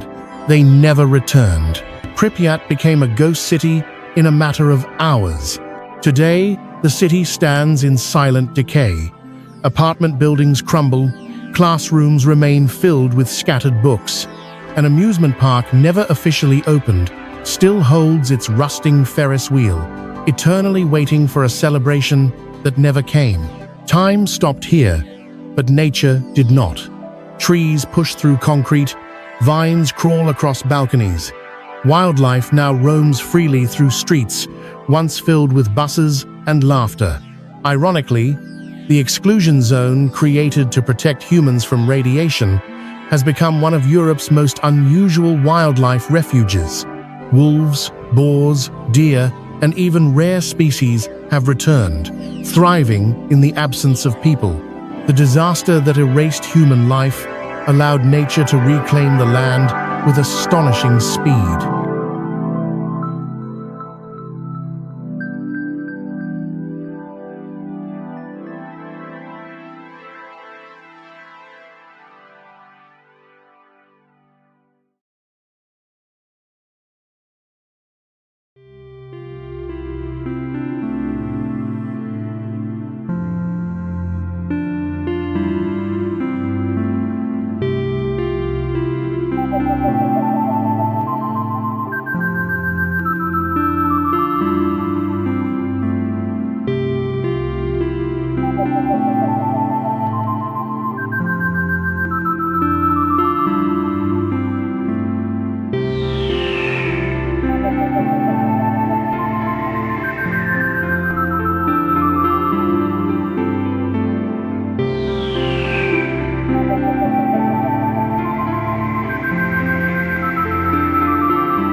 Yet Pripyat is not entirely empty.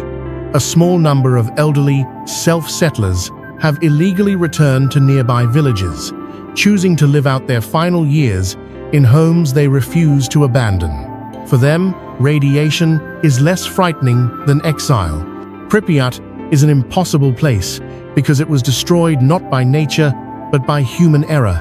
It stands as a warning, etched in concrete and rust, a reminder that even the most advanced cities can become uninhabitable overnight. More than a ruin, Pripyat is a monument to the fragile boundary between human ambition and irreversible consequence. High above a deep valley in central Italy sits Civita di Bagnoregio, a medieval town slowly disappearing from the earth. Perched atop a fragile plateau of volcanic tuff and clay, Civita looks timeless from a distance. Stone houses, narrow streets, and ancient arches preserved as if history itself decided to pause here. But beneath this beauty lies a harsh reality. The ground is crumbling, and the town is dying one landslide at a time.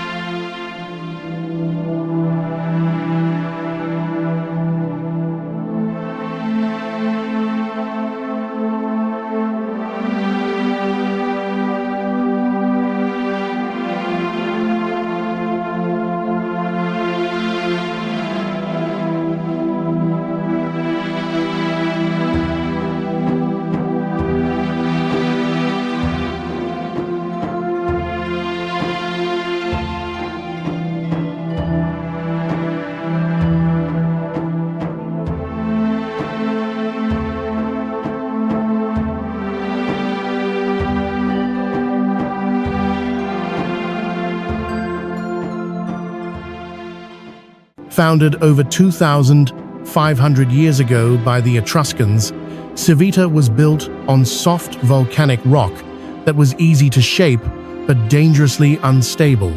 Wind, rain, and earthquakes have been eroding its foundations for centuries, causing sections of the plateau to collapse into the valley below.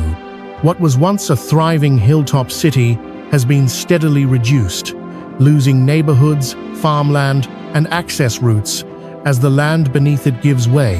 Today, Civita di Bagnoregio is accessible only by a long, narrow pedestrian bridge that stretches across a widening canyon. There are no cars, no modern roads, and no easy escape. Every step across the bridge is a reminder that the town is physically separated from the world and from its own past. Fewer than a dozen permanent residents remain, living among buildings that once housed thousands. Life in Civita is shaped by uncertainty. Each winter storm threatens further erosion. Each earthquake risks claiming another piece of the plateau. Engineers work constantly to stabilize the cliffs, but the forces acting against the town are relentless. Civita is not collapsing dramatically. It is fading slowly, year by year, in full view of those who refuse to leave.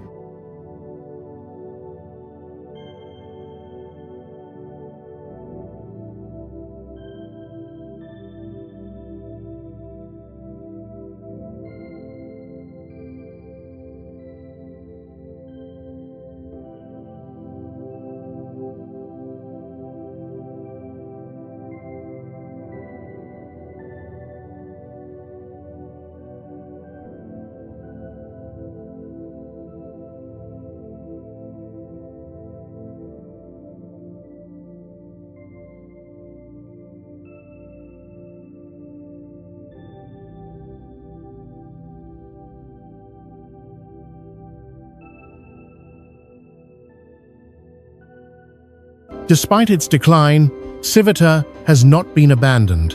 Visitors from around the world cross the bridge daily, drawn by its haunting beauty and fragile existence. Tourism has become both a lifeline and a paradox. It brings money needed for preservation, yet highlights how close the town is to becoming a monument rather than a living community. Civita di Bagnoregio is an impossible place, because its survival is temporary by nature. Unlike cities destroyed by sudden disasters, Civita lives in a state of permanent farewell. Its residents wake each day knowing their home may not exist in the same way tomorrow.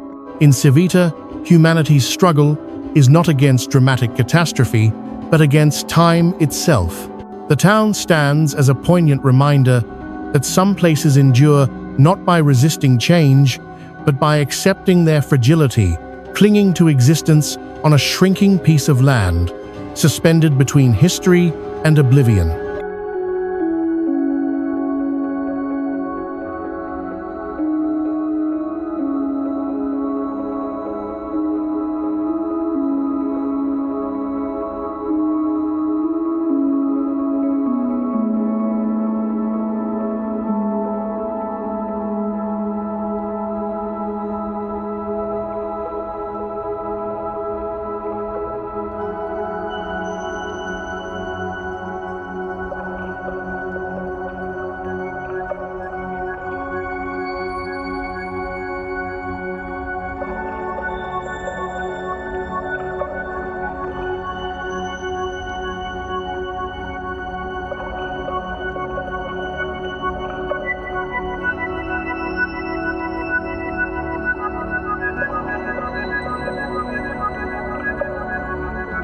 On a windswept plateau in eastern Turkey, near the modern border with Armenia, lie the haunting ruins of Ani, a city that once stood among the greatest in the medieval world.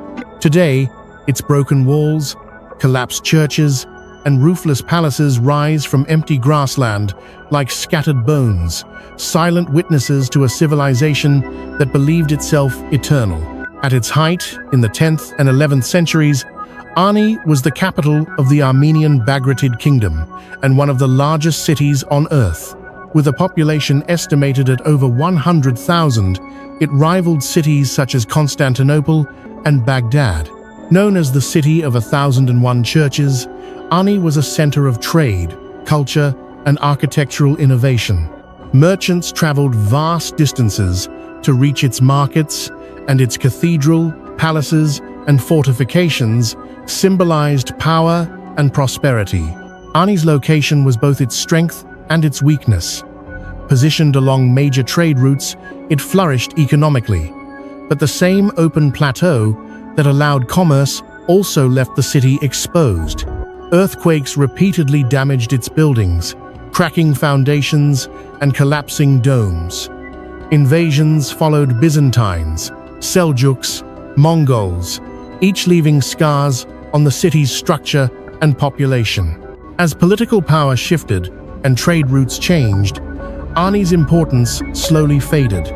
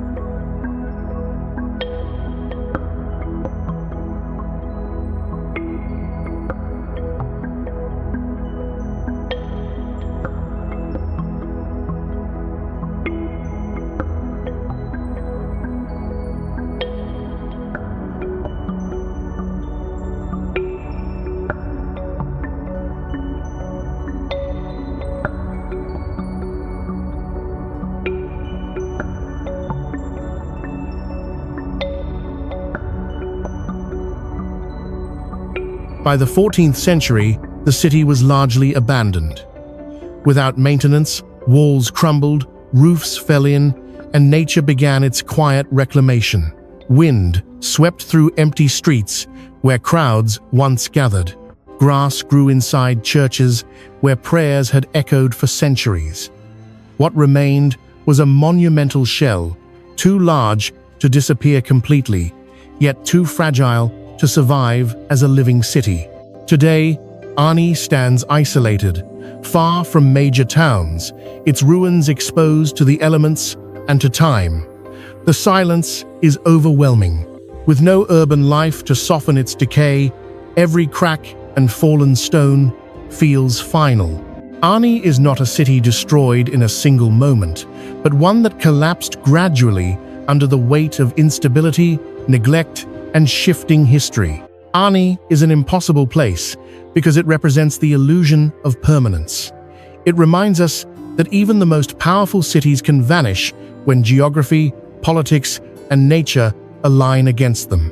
Once a thriving capital at the center of the world, Ani now exists at its margins, a vast, empty reminder of how easily civilization can be erased when the foundations beneath it begin to fail.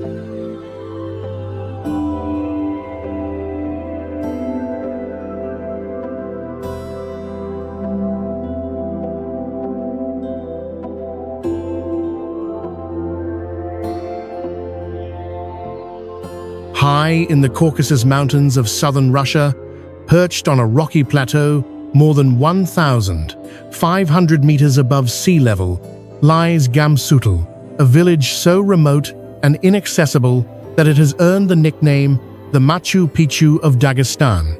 From a distance, its stone houses appear to grow directly out of the mountain, clinging to steep slopes above deep valleys, where clouds often drift below the rooftops. For more than 2,000 years, Gamsutl was home to generations of mountain people who built their settlement for one reason above all others: isolation. There were no roads leading to the village, only narrow footpaths winding along cliffs and ridges. Every supply, food, water, firewood, building materials, had to be carried up by hand or on animals. The difficulty of reaching Gamsutl was not a flaw. It was its greatest protection.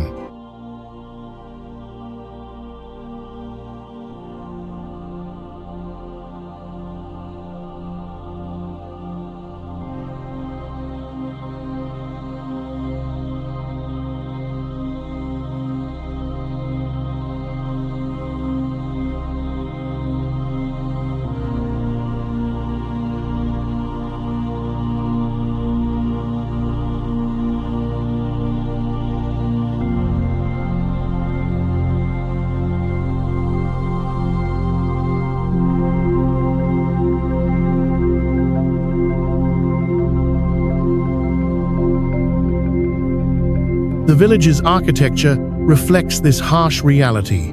Stone houses were tightly packed together, their walls thick and sturdy, designed to withstand powerful mountain winds and freezing winters. Roofs doubled as walkways, and buildings leaned into one another for support.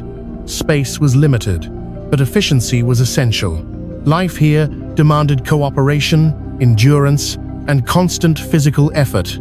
For centuries, Gamsutl survived invasions, wars, and political upheaval simply by being unreachable. But what enemies could not conquer, time eventually did. As modern life spread through the region, younger generations began leaving for towns and cities below. The climb became too demanding, the isolation too absolute. Little by little, families moved away, leaving homes empty.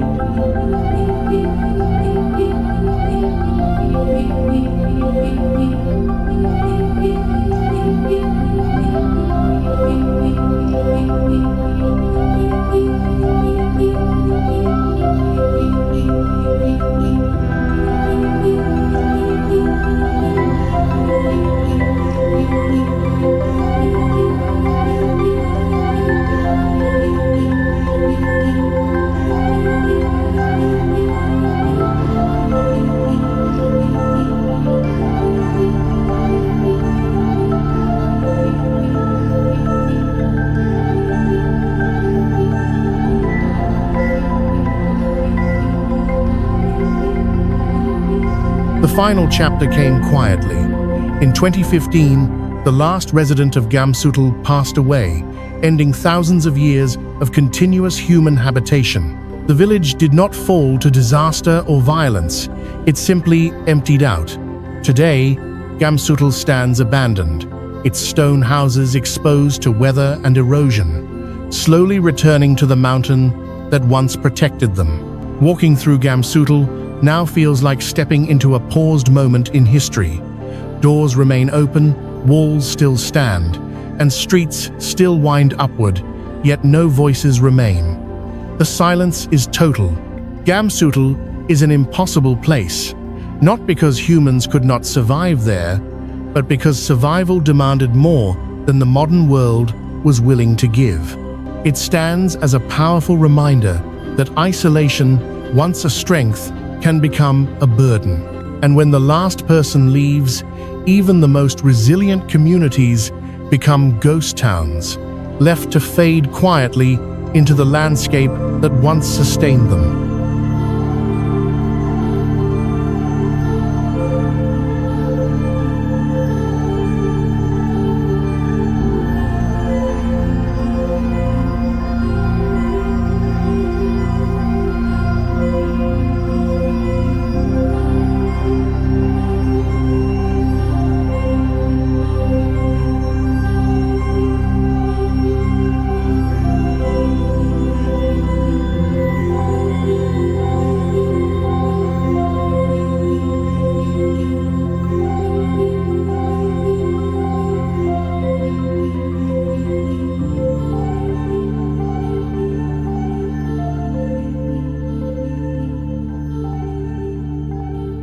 In the heart of the Namib Desert, one of the oldest and harshest deserts on Earth, lies Kolmanskop, a town slowly being swallowed by sand. Today, it stands silent and abandoned, its buildings half buried beneath towering dunes. But a century ago, Kolmanskop was a place of extraordinary wealth, built where almost no one should have tried to live. Kolmanskop was founded in the early 1900s after diamonds were discovered scattered across the desert floor. Almost overnight, this barren landscape became the center of a diamond rush under German colonial rule. Despite extreme heat, water scarcity, and constant sandstorms, a fully functioning town rose from the desert. Kolmanskop had large houses, a hospital, a ballroom, a casino, a school, and even an ice factory, an absurd luxury in one of the driest places on the planet.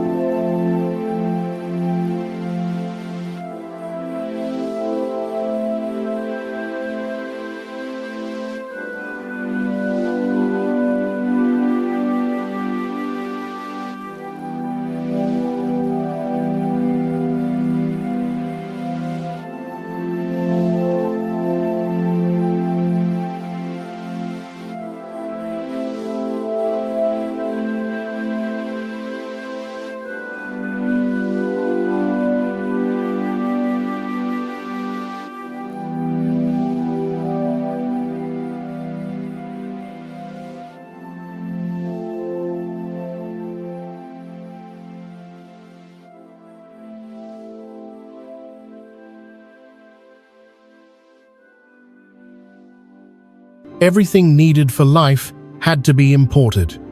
Fresh water was transported by train from hundreds of kilometers away. Food, building materials, and machinery arrived across endless desert.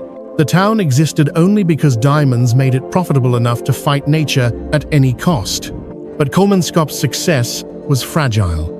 When richer diamond fields were discovered closer to the coast in the 1920s, the town's importance declined rapidly. By the 1950s, mining operations had largely ceased. Without diamonds, there was no reason to maintain such an isolated and hostile settlement. One by one, families packed their belongings and left, abandoning homes filled with furniture, pianos, and personal items.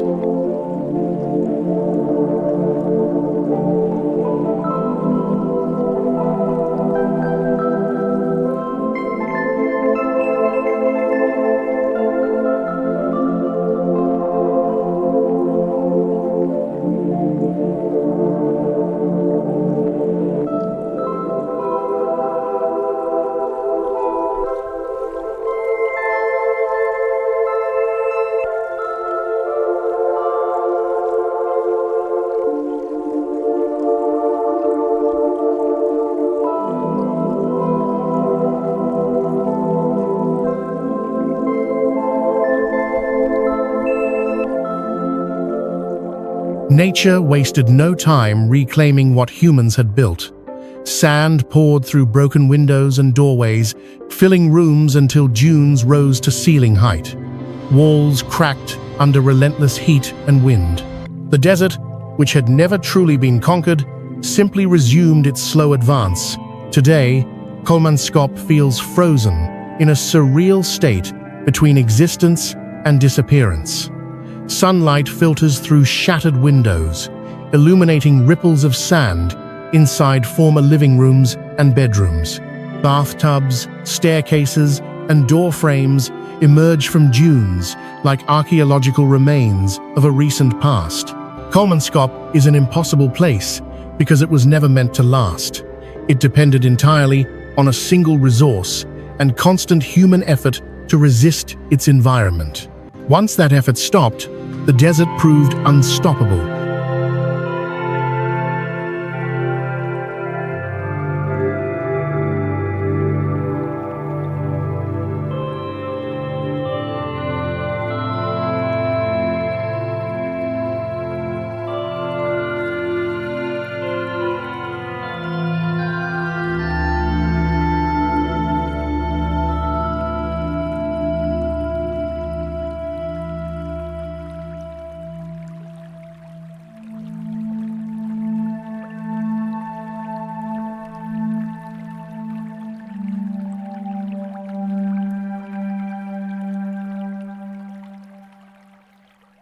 More than a ghost town, Kolmanskop is a lesson etched in sand. It shows that wealth can build cities in the most hostile landscapes, but without balance or permanence, nature will always have the final claim. In the year 79 AD, the Roman city of Pompeii learned a devastating lesson about living beside a danger that feels too familiar to fear. Nestled in the fertile lands near the Bay of Naples, Pompeii thrived in the shadow of Mount Vesuvius, a volcano so quiet for centuries that most residents no longer recognized it as a threat. The mountain had become part of the scenery, a harmless backdrop to daily life.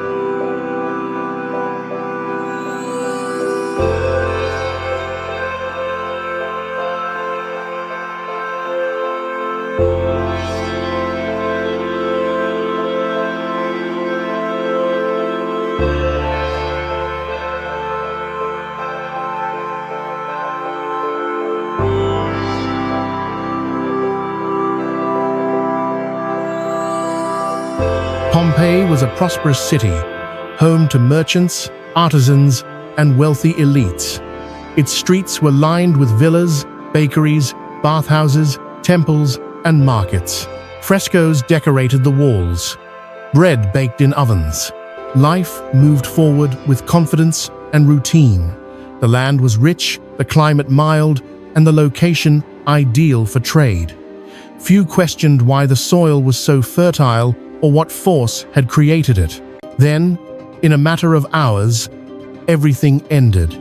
Mount Vesuvius erupted with explosive force, sending a towering column of ash, gas, and volcanic debris into the sky. Pyroclastic flows, superheated clouds moving faster than a human could run, swept across the city, instantly killing anyone caught in their path. Ash and pumice rained down relentlessly, collapsing roofs and burying streets. Pompeii was sealed beneath meters of volcanic material, entombed in silence.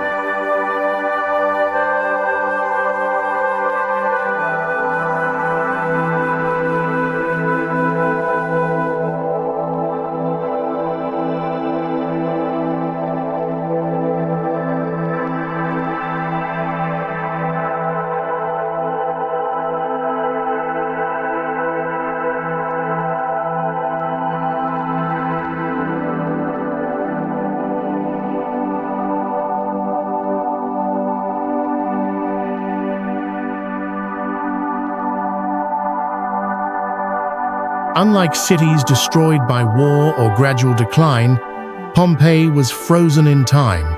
Loaves of bread remained in ovens, cups sat on tables, frescoes clung to walls. Even the bodies of residents were preserved in their final moments, their shapes captured in hardened ash. The disaster did not erase Pompeii, it preserved it. For nearly 2,000 years, the city remained hidden beneath the volcanic blanket that killed it. When excavations began in the 18th century, archaeologists uncovered an astonishing snapshot of everyday Roman life, unmatched anywhere else in the ancient world. Pompeii became a window into the past, revealing not just monuments, but ordinary homes, graffiti, tools, and routines.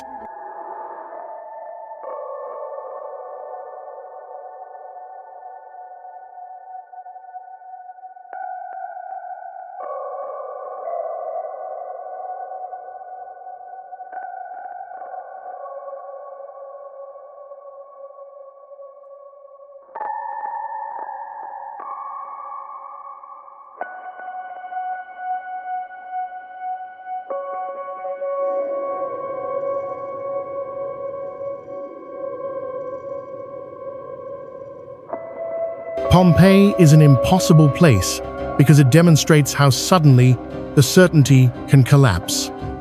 The city did not fail through neglect or slow decay. It was erased in a single afternoon by a force its people believed had been tamed by time. Today, Pompeii stands as both a marvel and a warning. It reminds us that human settlements, no matter how advanced, prosperous, or confident, exist at the mercy of geological forces far older and more powerful than civilization itself. In choosing to live beside a sleeping volcano, the people of Pompeii made a decision countless communities still make today, trusting that yesterday's calm will continue tomorrow.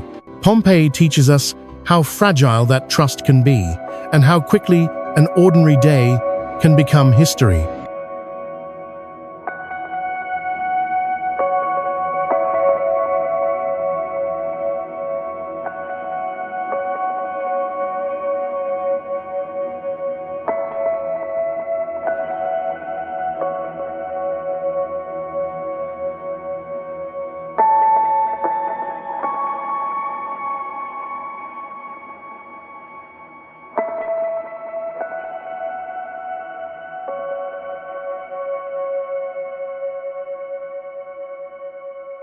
From cliffs that scrape the sky to cities buried beneath ice, sand, and ash, the places we have explored share one undeniable truth. Humans have never waited for the world to be safe before calling it home. Across mountains, deserts, jungles, volcanoes, and frozen frontiers, people have repeatedly chosen to live where nature offers no guarantees, only challenges. These impossible places reveal something essential about humanity. Survival is not always about control or conquest.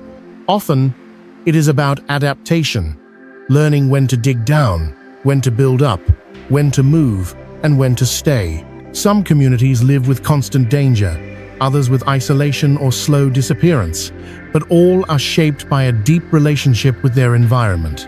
Faith, tradition, livelihood, and identity bind people to landscapes that appear, from the outside, utterly unlivable.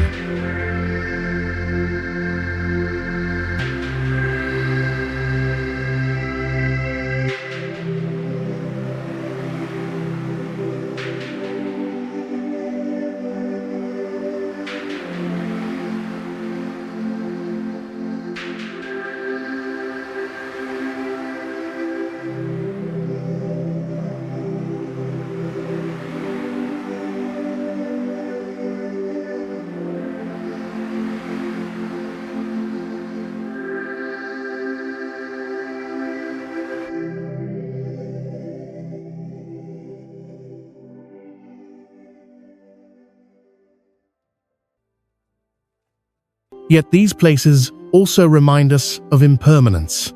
Cities vanish beneath jungles, towns crumble into valleys, entire populations leave, and nature quietly reclaims what was borrowed.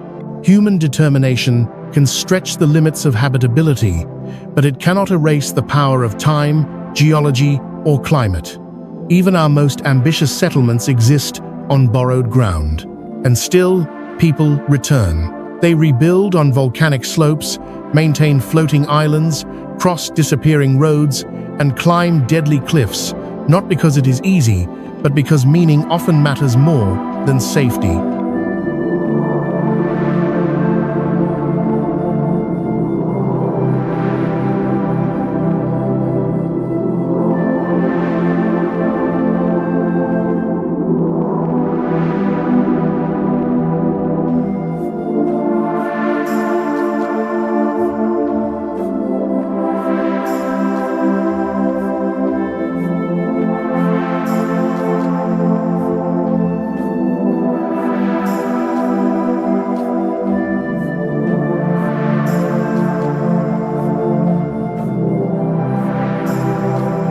As this journey through Earth's most extreme homes comes to an end, one truth remains clear. No matter how hostile, dangerous, or unlikely a place may seem, humans will always find a way to live there until they cannot. But if you think these places push the limits of reality, the next destination goes even further. Madagascar is an island where landscapes look alien. Nature rewrites the rules, and people have adapted to environments that feel truly otherworldly. The impossible doesn't end here, it only evolves.